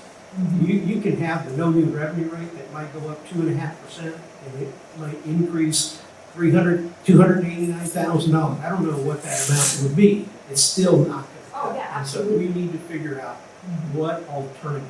Yeah, so from the staff perspective, we have a couple of alternatives sitting on the back pipe. I just don't like to share those alternatives until I have the full dollar amount. If I keep spitting out different options, I'm gonna confuse the majority of the people that are sitting on the dais and saying, move this money here and this money here. When it's not tied to a slide, they're not gonna be able to follow. You may be able to, but the majority of the members on this body aren't gonna be able to follow. Like, if I move this person in this fund, I'm gonna subtract this amount. We've gone through a couple of scenarios where I think I can move some stuff around, but I don't wanna jump into that bucket of water yet until I have some more solidified numbers. But if y'all wanna look at moving David or Jesse or Sean over onto some of those capital projects and breaking down some of their salaries tied to the project, I just don't think it's, I get Saws did it, but they have like people watching those projects, going through each line. I mean, we're not set up like that. And so my fear is that we do it 1 year, whether or not it would carry on year after year would be one of my concerns. 2 is from an exempt staff perspective, for salaried employee to say a set amount of hours are being allocated for a project makes things a little bit more complicated, because our salaried employees really aren't tied, I mean, they're tied to hours, but they're not supposed to be tied to hours. It's not related to hours. And again, But then it how would doesn't you come matter. out to the, how You're would giving you a come to the? percentage of his time to say, and again, I don't know whether he can quantify, I spend 20% of my time on these type of projects. I don't know. I'd have to ask him. Again, my organization, my past organization, they used to track it, the staff time. And That's what I'm saying, you're tying it to hours, and so I don't know, I just don't know how I would do that here without like a time task management system. Like, I don't know, I mean, again, I could do a percentage, and you are absolutely, I agree with you 110%. You're scraped this budget. Right. There's nothing left. And so over the course of the next couple of years, 1 or 2 things are gonna have to happen. Your ad valorem tax is gonna have to completely go up, or your sales tax dollars are gonna completely go up. Because you're gonna lose your red light camera funding. But those 2 added revenue sources, absolutely. You can take a look at the city of Kirby right now, because they're kind of going through this process. And there's conversations about being incorporated into the city of San Antonio, because they're trying to figure out, they're increasing their cost of doing business. And so I get that we're gonna have to be creative, and we used to offset the general fund budget with the enterprise budget, but because we're actually doing projects in the enterprise budget, you can't really move salaries over there right now. But yes, I think in a short term, you could allocate salaries in the reserve fund, but that's only because you're sitting at $5 million. And that's why I was mentioning at the beginning of my comments, we're gonna need time for the new developments to come forward and to be fully generated. And so looking something in the interim, what can we do? Yeah, I agree with you. I'm just hopeful interim here, in my 20 years of being here, hasn't worked. There's a lot of things that are supposed to be short term. We're still living with some of the regulations that we said we were gonna do short term because of COVID. We said we weren't gonna have a purchasing agent because of COVID. We don't have we still, 5 years later, don't have a purchasing. So a lot of things we have set aside that we're waiting for XYZ to occur. What ended up happening was council said, oh, we still don't need a purchasing agent and we're gonna drop the tax rate. And so that's more of my fear of setting something up to be creative in order to wait for something to happen, and then when you have that money come in, that conversation doesn't happen. And so, that is my personal history of being here for over 20 years, of what's happened over 20 years in dealing with your dollars in your budget, is we do, just like the water, we kept moving people over as a temporary measure, and then it took us to have an increase in ad valorem tax to move people out of the enterprise fund into general fund. But some of those moves into enterprise fund were supposed to be temporary, and it didn't stay temporary. And so that's just my fear when y'all do something that's outside the box, is whether or not it will stay or you set yourself up. I appreciate that option. Thank you.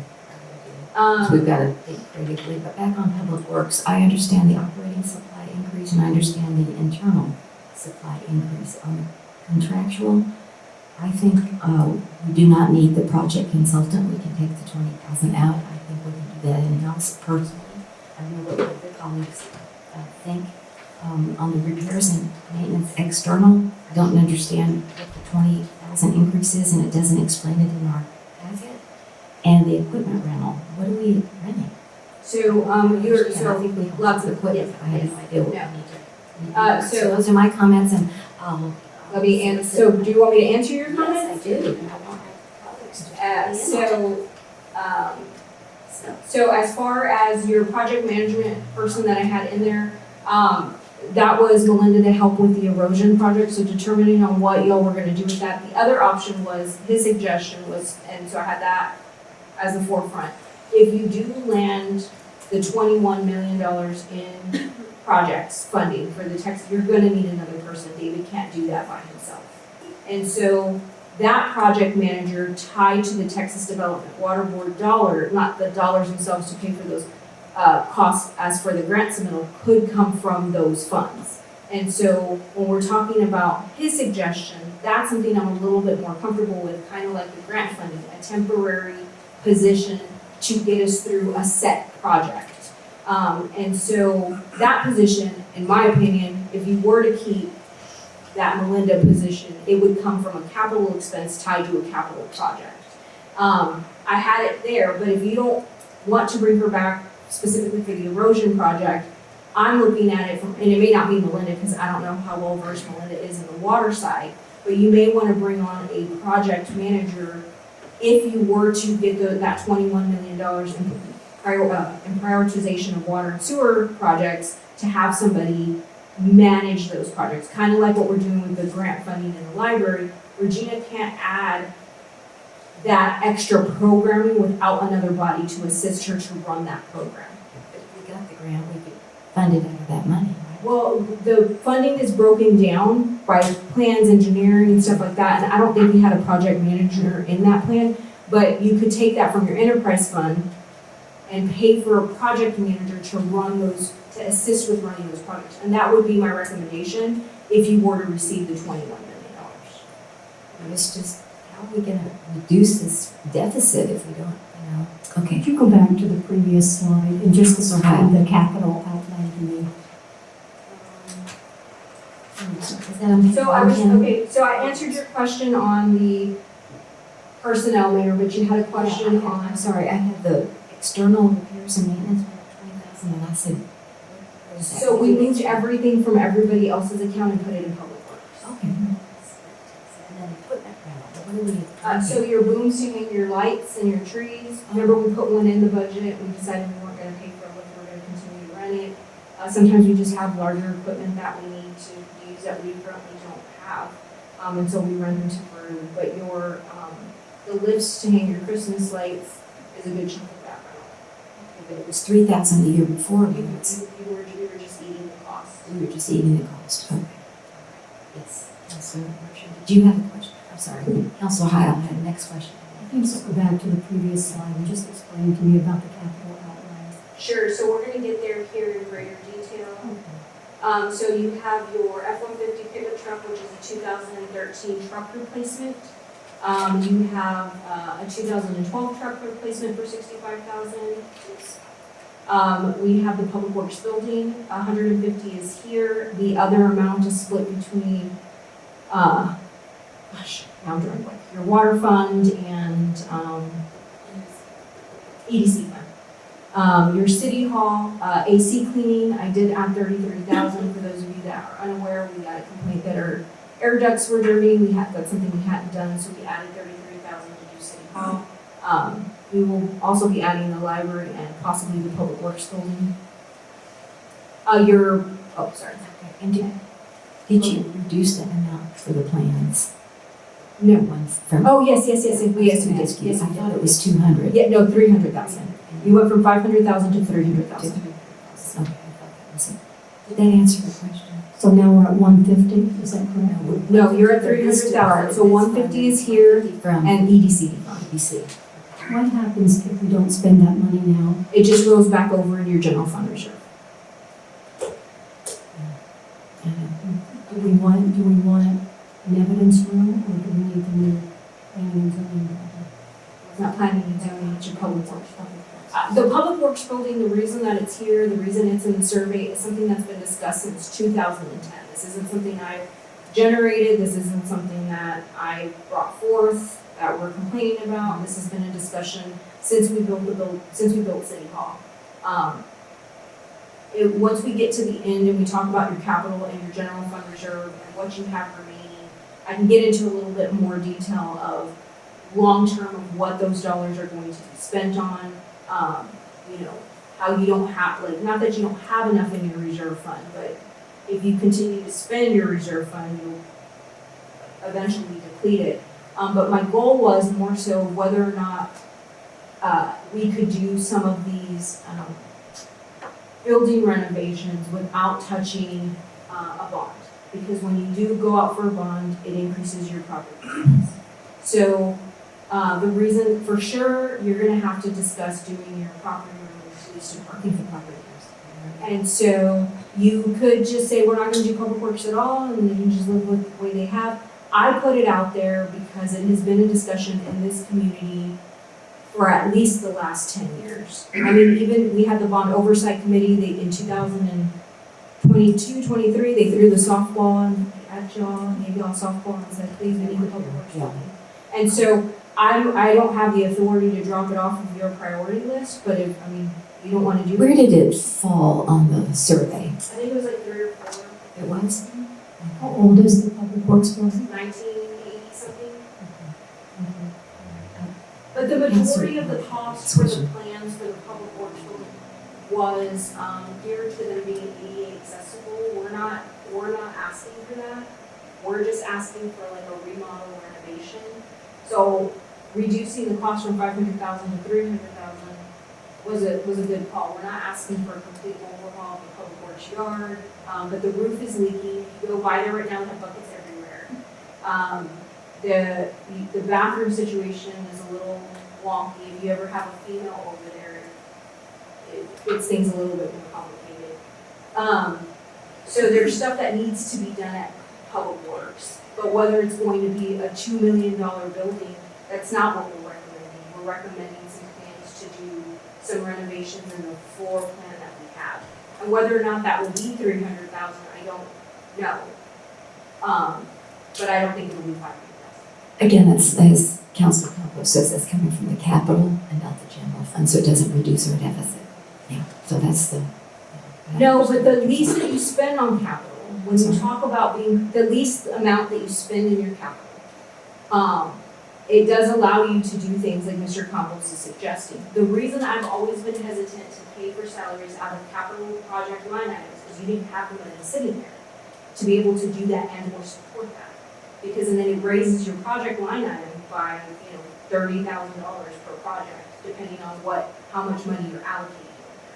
So right now, you're sitting at a pretty healthy reserve for the most part. You do have anticipated expenses coming up over the course of the next couple of years. But I would feel okay doing it for right now with the amount of money you have sitting in your reserve. But if you were to have asked me 3 years ago, I would not have been comfortable with, you had a little bit less than $3 million sitting in your reserve fund. Councilor Marsh. So I have a question about fuel. We all know that fuel has gone up, but are we currently using the most efficient way to buy our fuel? Like, do we have fleet pricing? Do we have our own fuel pump? All of that has already been looked at. We have our own fuel pump, so we do get wholesale. The big thing for us is the diesel's gone up. So your fire truck and your big heavy equipment are using diesel. But like I see the ambulances at QT, are they?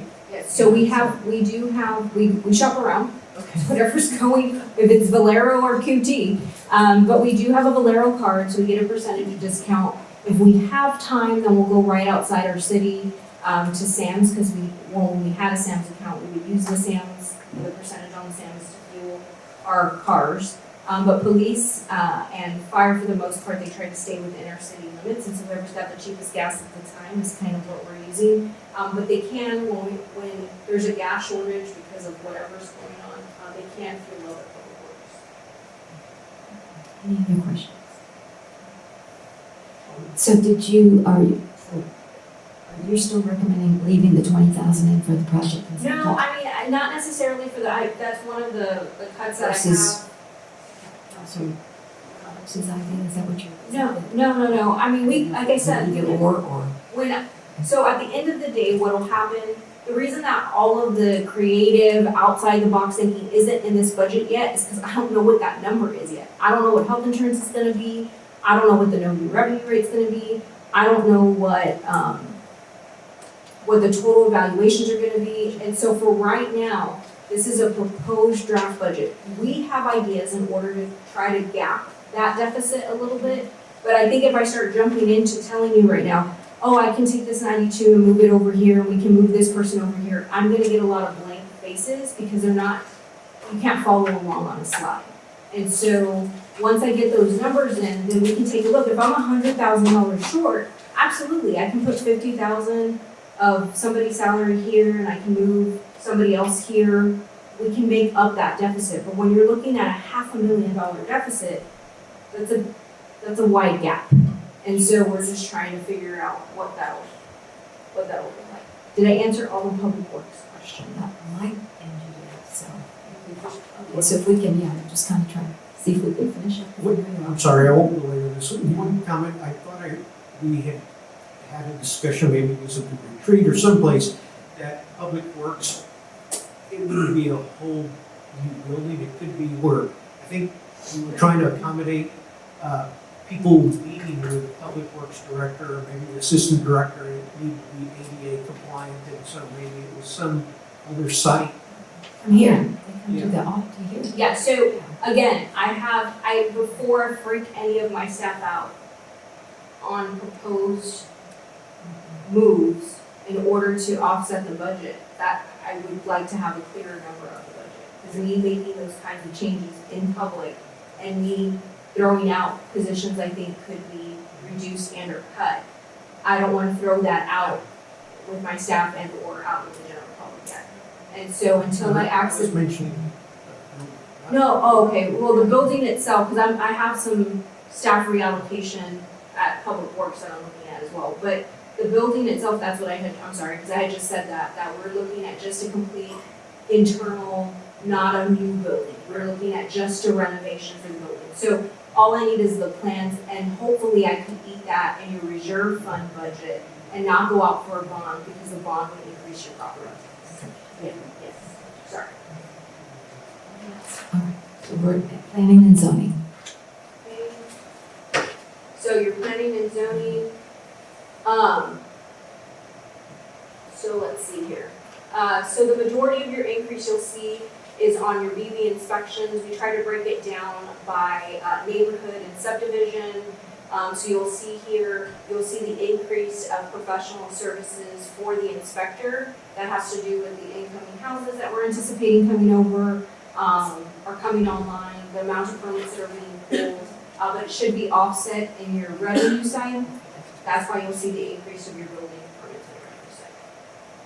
So the builder or the developer reimburses us for these inspections. So, so on the top line where it says professional services on this screen, you see the increase of 347,304.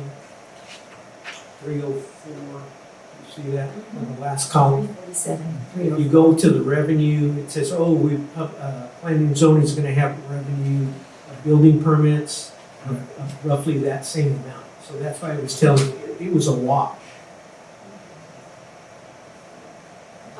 There are no other increases in your planning and zoning department. If you see anything that's on here that you have questions on, we are currently out for RFPs right now for BB inspections and your health inspector. It's been 3 years. I know, I said the same It's just thing. gone by so quickly. I We just just- did it. Yeah, we finished up the 3-year agreement, so Michael has a committee together and he'll be bringing you back their recommendation. Economic development, the big salary increase here is the moves of the code enforcement, the transfers in for the tech channel. You'll see, here is the detail lane over here. You'll see project funding of $95,998. Again, I was trying not to tell you to move stuff around, but if you want, you could reduce this $95,988. It's not gonna really impact your stuff too much, but your special events for 4th of July have 15,000 allocated. In your special events, but you can move it here and reduce your project funding by 95,000. Reduce the 95,000 by 15,000 here. We don't have anything in 4th of July at all. I do, I have 15,000 sitting Yes, Councilor Khan. I would like to, for me, the hotel feasibility Oh, study, yes. How that. 40,000 Yeah, that- in the that's capital, something for me, that's a bubble item that I don't think we should pursue for this year. That's just my suggestion.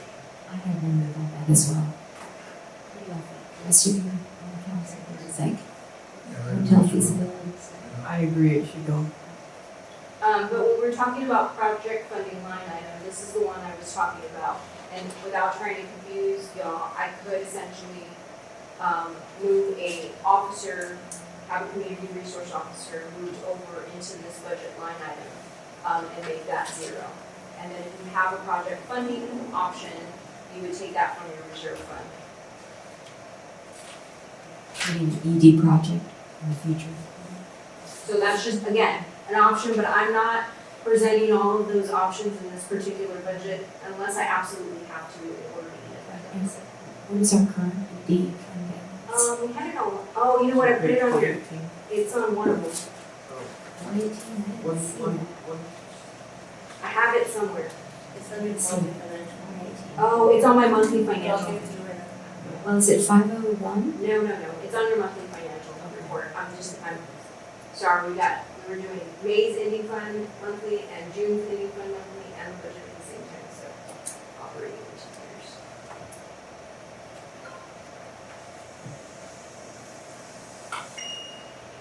So the 4th of July funding is under special Events. events.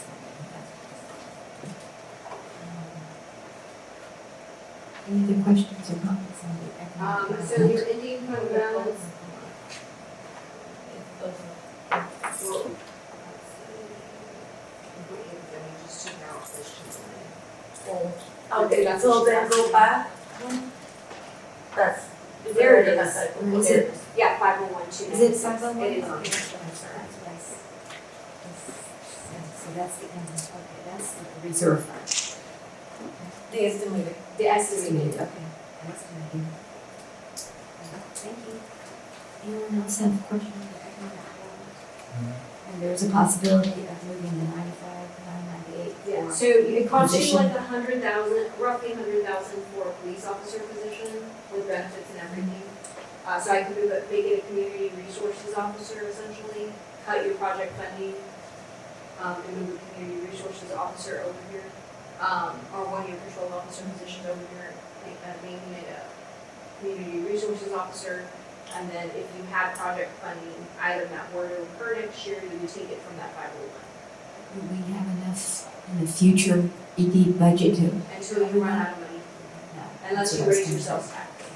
So again, it's one of those options when you're talking about like, I'm not comfortable with taking stuff out of your capital, because eventually you're gonna end up in the same box unless your sales tax. So, And the big problem here, I think that there's some ways to combat that sales tax stuff, but you are built out, so it's not like you're gonna have another Walmart or HEB or something that's gonna impact your budget that much. just the increase in homes and vehicles. Yeah, but from if you did a forecast budget for the next 5 years based on your income, you'd be slicing positions by year 5 or 6. Anyone else, any questions on the capital outlay? Economic development, other than the 40,000, everything else is. So then you just have your pending items, which is your Royal Tile, your Little Caesars, we'll cut the hotel feasibility study, and there's the other 150 for your course plans. This is the Tyler Technologies upgrade. This is for us to be able to move to the cloud. It is a 18-month process. I'm allocating it here to get the project kind of moving in that direction, but then it'll be a rollover for subsequent years. Your animal control and code enforcement.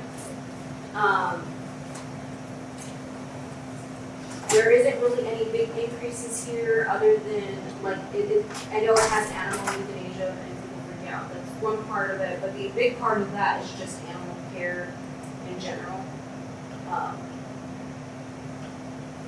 Your postage for code enforcement related complaints,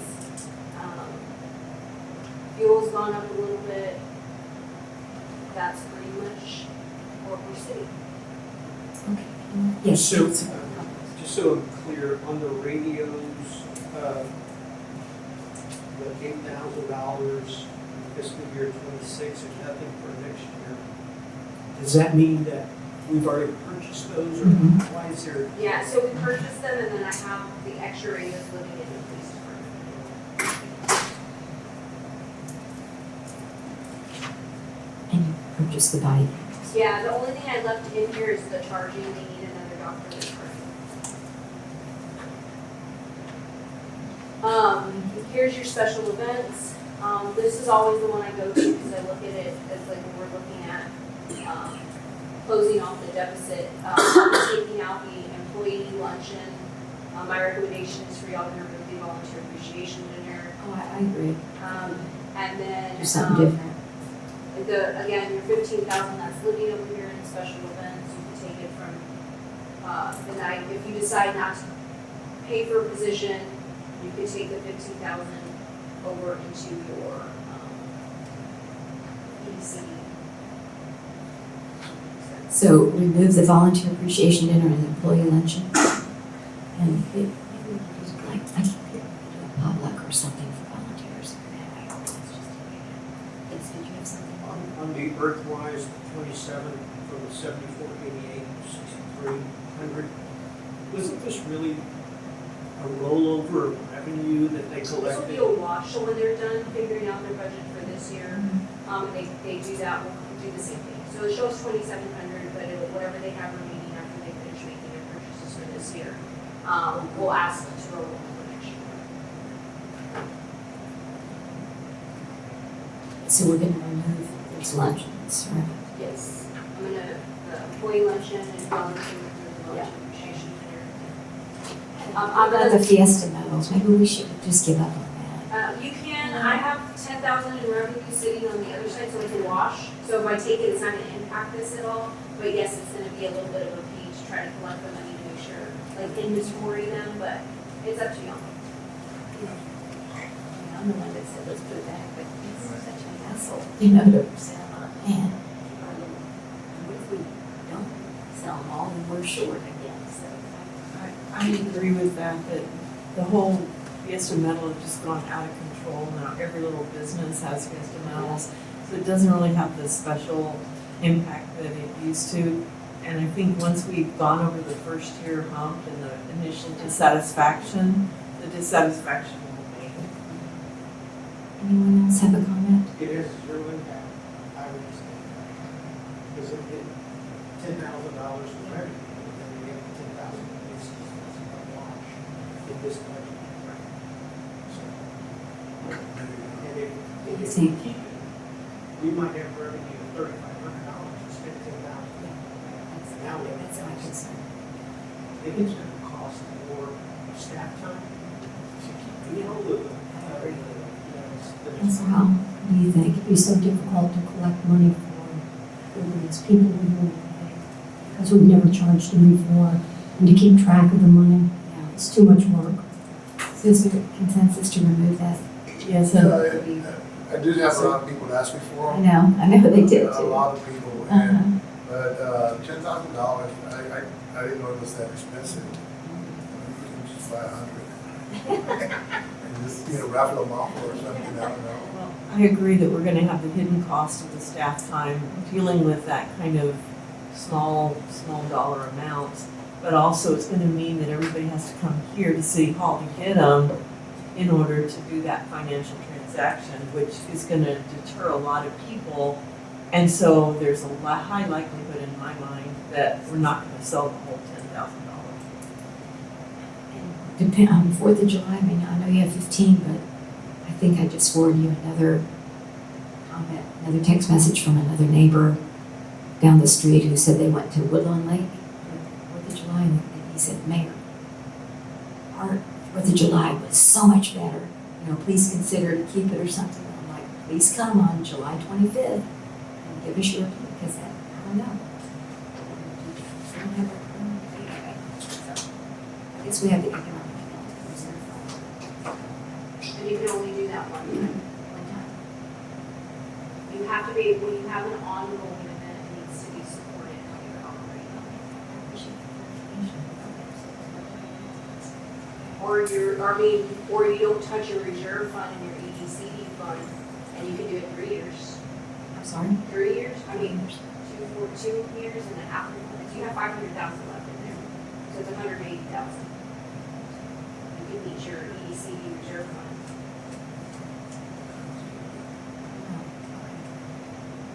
So we'll see what everybody says on the 25th. Or raise your tax rate.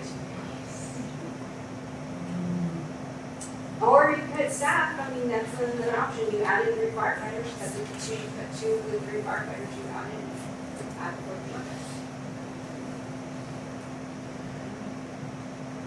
I mean, we've gone through this and you've given them Council, their cuts. I can't imagine spending that much money on the 4th of July anymore when we have all of these issues. And the number, I know we had Leon Valley residents that went to it and they're the ones that are complaining, but the majority, I would imagine, were not Leon Valley residents. And, you know, if we could get the same kind of support from HEB that the city of San Antonio gets, and it was 100% paid by HEB, that would be a whole different story. But we don't get that level of support. And I mean, I went to see fireworks in Kerrville, and HEB, you know, really provide. Yes, but HEB, that's their headquarters. Well, I understand that, I know that too, but I'm just saying that there are lots of places where you can go and see the fireworks. And, you know, sitting in the heat to watch a band, you know, I don't know that it's worth $150,000. 200,000. 200,000, 180, whatever. but we do get a lot of sponsorships, and so that 180 does come down. I just have to budget for the full amount, just in case we don't get the sponsorships. But, you know, Ansara used to give us 10,000, Manuel Ruger used to give us 10,000. I mean, Leon Valley Storage currently still gives us 10,000, but eventually people's sponsorships dwindle, whether they're going through a budgetary issue, you know, those kinds, so you can't be relying on just. Your comment to me was you got a lot of phone calls on the Tuesday after the 4th of July complaining about where was your fireworks? Monday after the 4th of July. That's right. I was home. Yeah, you're okay. I was Even home. though it was They were holiday, calls. you still took the call. But anyway, you always ask the person who called, where do you live? And you said nobody that Nobody called that called me was from Leon Valley. So that called me that I tells you. answered the call. Yeah. Councilor Heil. I think people were upset this year because it was the 250th. And if we do it again next year, then we're committed forever. So I think what we did at the community center was great. I think people enjoyed it. And it wasn't all day, which was nice. So I would say not to spend $200,000. It's a hometown event. Yes, Councilor. You know, that hometown event, it was good. But if I had to think about it a little further, at most, I would say just shoot off the fireworks. Just not have somebody gather in the park, have them shut off, you know, at night, at a certain time, and be done. I don't know how much that would cut, cost them. We gave you all the estimate for that, it was about 50,000. 50. So, But it's really, there was so many fireworks all over the place. You know, I happened to be in Helotes the day before, I think. the Friday. They always Which do was that. one of the options we presented to y'all, was to do it on the third, because the cost was a little bit less to do it on the third. And so there were people there, and they, there was a lot of people parked on the street, and they were watching it. They inundated the Walmart parking lot. It was crazy. And anyway, I don't think the full day event like we had, that's too costly. And So to run We the did- fireworks with the fire department staff and the police overtime, it's gonna run you probably between $50 I'd have to get quotes for the fireworks again, probably between 50,000-60,000. 50 to 60? I may give or take, it's probably less than that, I'm shooting high because I don't want to be quoted later, but, probably around 50. Because our core mission as a city is to provide the health and safety. But the welfare, if it's, in my opinion, quality of life, it's got to come take a back seat to what our initial priority is, cover fire, police, and EMS. And then maintaining our streets, what's left, okay? And whatever's left, okay, then we have extra, let's consider it. But if we don't, which is where we're in right now, I don't know how much extra we have. It's Councilor Marsh. Even considering the quality of life issues, to me, the quality of life year-round is more important than the quality of life on one night. So the parks, the swimming pool, even though that's not year-round, but the library, those things are quality of life all the time or most of the time. But to center your quality of life on one day just seems wrong. Yeah, we need a balance for sure. Okay. So we're on Parks and Rec? Parks and Rec, so take a look at the detail here. There's the other percentage of your fuel allocation for Public Works. Your supplies, your park maintenance, for the most part, the Arbor Day trees, you'll see an increase, but we're taking that from your tree mitigation fund, the cost to pay for the trees for that Arbor Day. Our parks maintenance, just the cost of doing and replacing the nets and replacing. No, it just went up. Did the Veterans Park Monument reduced from 24 to 53? It's on page 132. I was going through it last night. I went, it was 24. I think it's what because I think it's what we're rolling over for next year. Like, we had to make the initial purchase this year, it's coming in October the 1st, so it's gonna, a portion of it's gonna be paid next year. So we paid 24, we still owe 53.60. No. What, So where then- were you on? I'm on page 132. Right there. Right now you are. Two. Yeah, so explain that to me, because that's how I looked at it. No, so you had 24,000 and we're, all we'll owe is the 53.60 next year. We budgeted $24,000 for fiscal year '26, but we only spent $10,000 or $11,000. We did the 50% deposit, which is $5,360. And so for next year, or not next year, next fiscal year in October, like Dr. Caldera said, we need to pay the remaining balance. Okay. Thank you, I appreciate that. And the merry-go-round, the one that is handicapped, did we put that in on the outside of the fence of the this park? There's something Yes. there. Yeah, but The it's. playground, I'm like, what is that? Then I figured it was the Merry-go-round. merry-go-round, but for the ADA, right? Yes, Mayor, that isn't, we did recently install that. Yeah, There's also gonna be a rubber mat that we have to put down. okay, but we're still keeping the other merry-go-round in the other area, right? We're probably gonna remove that Oh, are you? eventually. Once it dies, it's dead. Oh, But it's awesome. but they love that merry-go-round. Yeah, that one's coming out. We welded it. The last time was they told us the last time they could fix So it. when it comes undone, then we take it out. Okay. But we'll leave it there as long as it can stay. Well, thank you for the explanation of that Veterans Park. That was really bugging me. Thank you, Mayor. Dr. Cardero, when we get the monument in, we're going to put it in the park, and is a special event for the presentation, will that fall under special social events, or will it fall under Parks and Recreation? I know we're not going to be doing a huge fireworks or anything. I don't have anything allocated to do an event for that. So if you want to do it during the day while we're all here, it's not going to be much. I can buy some ribbon, you can read a proclamation, use the ribbon. So it just depends on what kind of event you're talking about. So if you want to do it on a Saturday morning, I need overtime for Public Works, at least one police officer available. the rest of us to be here. Okay. Public Works needs to put out tables, chairs, stuff like that. So if you're looking at wanting to do a Veterans Park event, I would get with the American Legion and tell them to host an event to do it. I mean, we could do one here, like a ribbon cutting, during the week, but if you wanna like do something for that, I would see if the American Legion would sponsor the event. Okay, all right, well, let me talk to him, And then if not, let me work on that.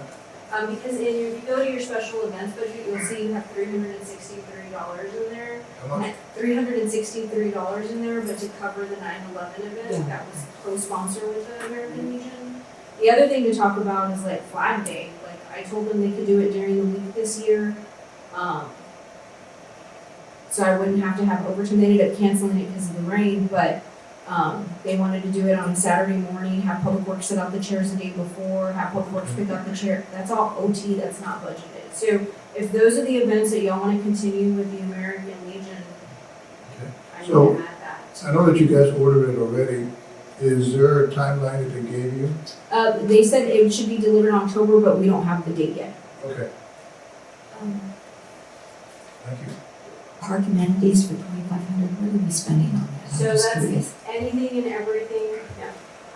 It could be like just, the fall material that gets washed out every time it floods, it could be, a swing that goes wonky, it could be something out there that just, so anytime you see that, you see playground maintenance, we zeroed it out. So you just see park maintenance, we just put 15,000 over there for park maintenance. And so then park amenities, anything that's, sometimes the bridge needs something that needs to be replaced. Okay, and I see capital has the hiking right. The other thing that's important to note here in your Parks and Rec budget is $108,000 for your pool contract. So when we're talking about future operating expenses, this will be a future operating expense. Your pool contract is taken out because I anticipate us being under construction, and if we're not, and we can keep it open one more year, then I would just do a one-time reserve adjustment. But after that, your ongoing pool operating expense will go back, so that 571,000 in anticipated years would really be like 600,000, because this is missing from, or it's not missing, but it's not allocated next year, because we anticipate the pool will shut down for the construction next year. So just when we're talking about being creative, we're not raising the tax rate, or just know that that's an upcoming FY '28 $100,000 increase.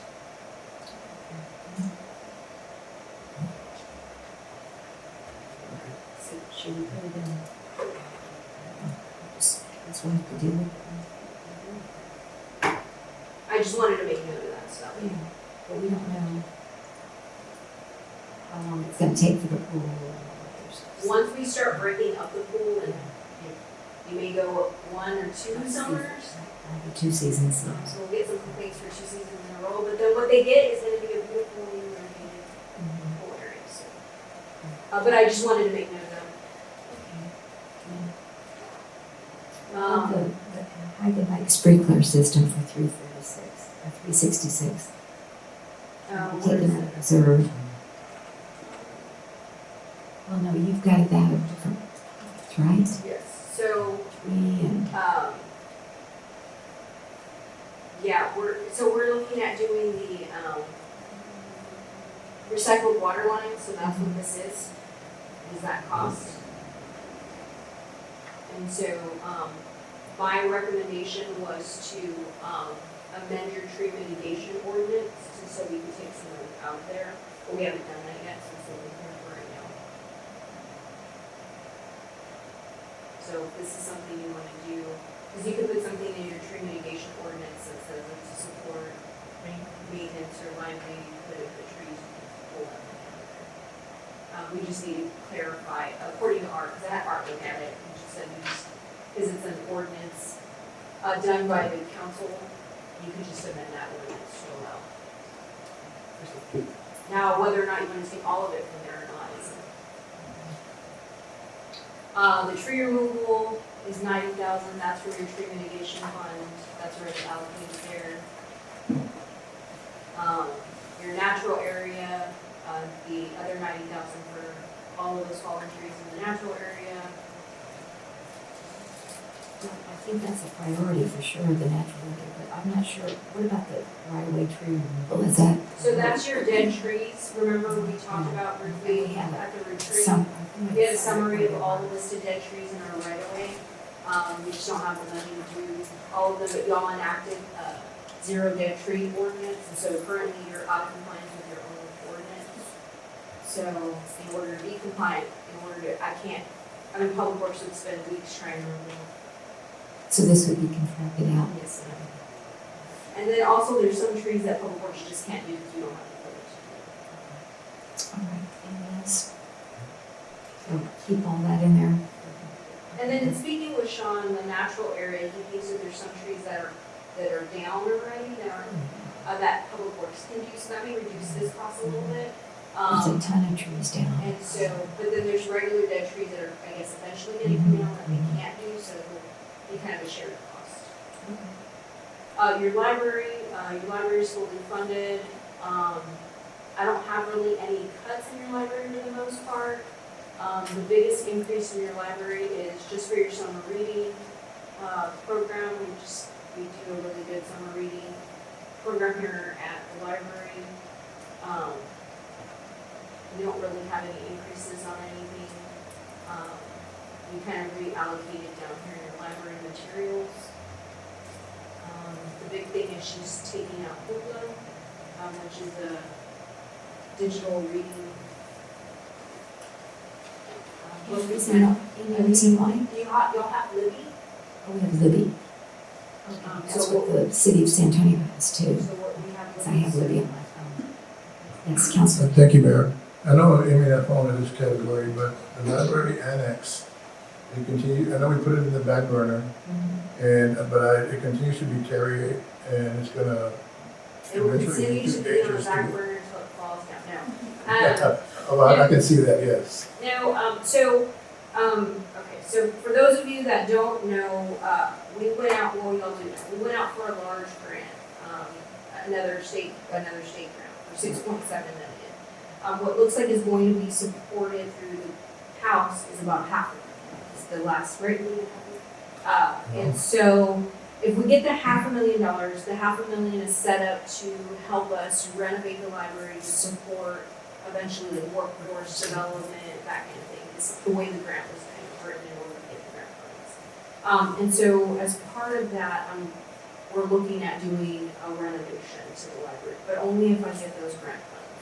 And so what I'm thinking is to give the library annex people not the same size or space they currently have, but a very small size, so they would have to make a select number of books that they can resell. So not the full amount that they have as part of that renovation project, to try to offset. But then you would have to do an MOU with the Friends of the Library. Right. There would have to be some stuff associated with that which currently doesn't exist. But yes, then we would have an additional space. So it'll either function one or two ways. One, as like enclosing that side patio, kind of pushing things out, or doing a prefab building, moving your archive room out, and kind of moving into that space in the library. So we've got a couple of ideas. I'm trying to stay within that full $500,000 allocation if we were to get it. There may need to be a little bit of money from the reserve fund to make the whole thing happen. But I think it can be done relatively inexpensively with the prefab building. I know that we can cross this bridge when we get there, if we do get the monies. I think Regina's doing an excellent job for the library, and we should extend her work area. Regina's work area will be. So I mean, I know this is a future discussion, but Sure. that's just my thoughts. Yeah, so, but that's, when we're talking about plans or whether or not, the staff is planning appropriately, we know that those things still exist, just because they're not in your budget. They do live, in the forefront of our minds, whether or not you'll decide to do the public works building or not. It's one of those things that will just kind of live somewhere until y'all either have the funds or do the need to do those things. Because they do eventually need to be done. I mean, at minimum, the public works roof needs to be completely replaced. So, it's it's still a discussion that needs to happen, but that's our plan for the library annex. Right now, we're waiting to see if those grants. All right, thank you, Dr. I just have one other question. What is the, why did the subscriptions increase? Why did we put increase in the subscription? 4,000 to 11,000. I was just curious. Before we received the grants this year, we included that funding for the brain fuse into our databases, because the library doesn't pay for any databases right now, they only go through TechShare. Excuse me. And so that was to increase those subscription costs. And then just to clarify, Hoop was actually, we're part of the consortium now, so we don't have to pay for it individually. So it won't go away, we just, Oh, it won't go away. You'll still we take it. still have it. Get it, but we won't have to pay. Okay. And then the subscriptions is because So Something some of else. the things that are now covered by the grant were included in this. So this will go down. that will go down. Okay, that's good. Okay, thank you. Yes, Councilman. Is there any, is it worth thinking about charging more for non-resident users? I saw the revenue side and it's very minimal. But, you know, I don't know where our demand comes from. Is it from outside Leon Valley? And do we need to increase that charge? We have talked about increasing the fee. We have talked about increasing the fee. I am kind of looking at what's currently going up in other smaller libraries. I'm okay with increasing the non-resident fee. That said, the library is also part of TechShare, and so a lot of our Bear County residents use a TechShare card, which means that we share and share alike. So San Antonio Public Library, if that's who issues the TechShare card, becomes responsible for any overdue or missing materials that they don't pay the non-resident fee under the TechShare card. And what's the non-resident fee for San I don't know what it is anymore, but it's a lot. Antonio? Yeah, so the non-resident fee in San Antonio is high. It's like in the hundreds, I think. And so, but you're like, 25, no 20. 20 for, 20? we're currently at 20 for non-residents, 10 for non-resident seniors. So just some consideration. I'm looking for anything, you know, hey, I'm looking for a collection box here. yeah, no, it's, so that way y'all know, we are getting ready to go through your appendix, your fee appendix schedule. So that will be coming to y'all, here in the next couple of months. All the directors have already been given the directive to go through your appendix fees to make sure that we're appropriately charging for everything. So not just, we talked about the library, but your community and conference center rentals, as well as, your planning and zoning, all your permit fees. We're doing a whole big, not revision, but a look at all of that in an evaluation. And we'll be bringing back some changes for y'all, in the next couple of months. But, we look at your appendix fees every 3 years is what we've been doing. So it's going on that time frame kind of. So. I think this is a good place to stop. It's almost 4 hours. We haven't taken a break. Is there any idea on how we can finish the rest of this before next Tuesday? We're going to discuss this about 4 or 5 more times before the budget. I don't see any urgency of finishing it today. I just think we've really done a great job. Oh, yeah. Deep dive and explain it, but I just think everybody's got to take a break, got to go to the bathroom, got to go get something to eat, and it's Yeah. almost 2:30. I'll make a motion that we dismiss this and continue this at a later time. So can I, On Tuesday, right? Yes, absolutely. Yes, Tuesday we can continue. I can start here from the enterprise fund if you'd like. My thing is if you have any questions or anything that is pressing between now and Tuesday, if you could just please send those to me and I'll be happy to get those. Okay, so if you have any questions on the remaining items that we didn't go over, to shoot them our way, okay, as soon as possible. And then, I think it's a good idea to pick up at the enterprise fund on Tuesday of next week, don't you think? What do y'all think, rather than starting over?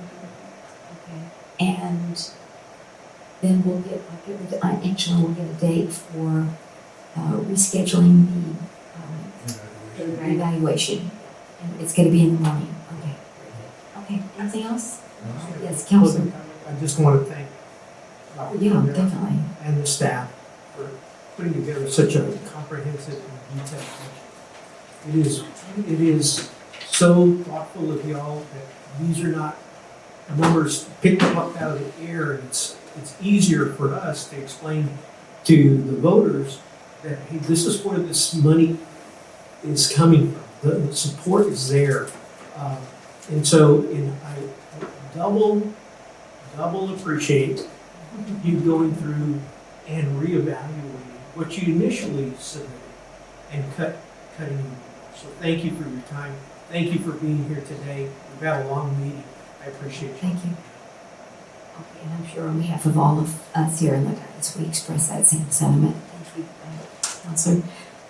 So will we have an updated number on Tuesday or That's not? kind of, so, I'm hoping that I'll get new property evaluation, at least at minimum, from the county. So that number, even if I don't have the no new revenue rate, you will have a firmer idea of what the 0.54 looks like. I'm gonna go ahead and have the items that we discussed today removed, but again, that's not gonna. That's not gonna impact. No, y'all didn't have as many cuts or suggested cuts, but I will take a look at, everything we submitted. Hopefully, by the end of July, I will have the health insurance number, which your health insurance increase is about $185,000. So I'm hoping that, if I can keep your health insurance rate with a slighter increase than 15%, that would drastically help your deficit. And then we can have a more detailed conversation of how you want to move people around. Okay, sounds good. All right. Thank you so much again on behalf of the whole council. We appreciate all of y'all's efforts. And at 2:25, we move to adjourn.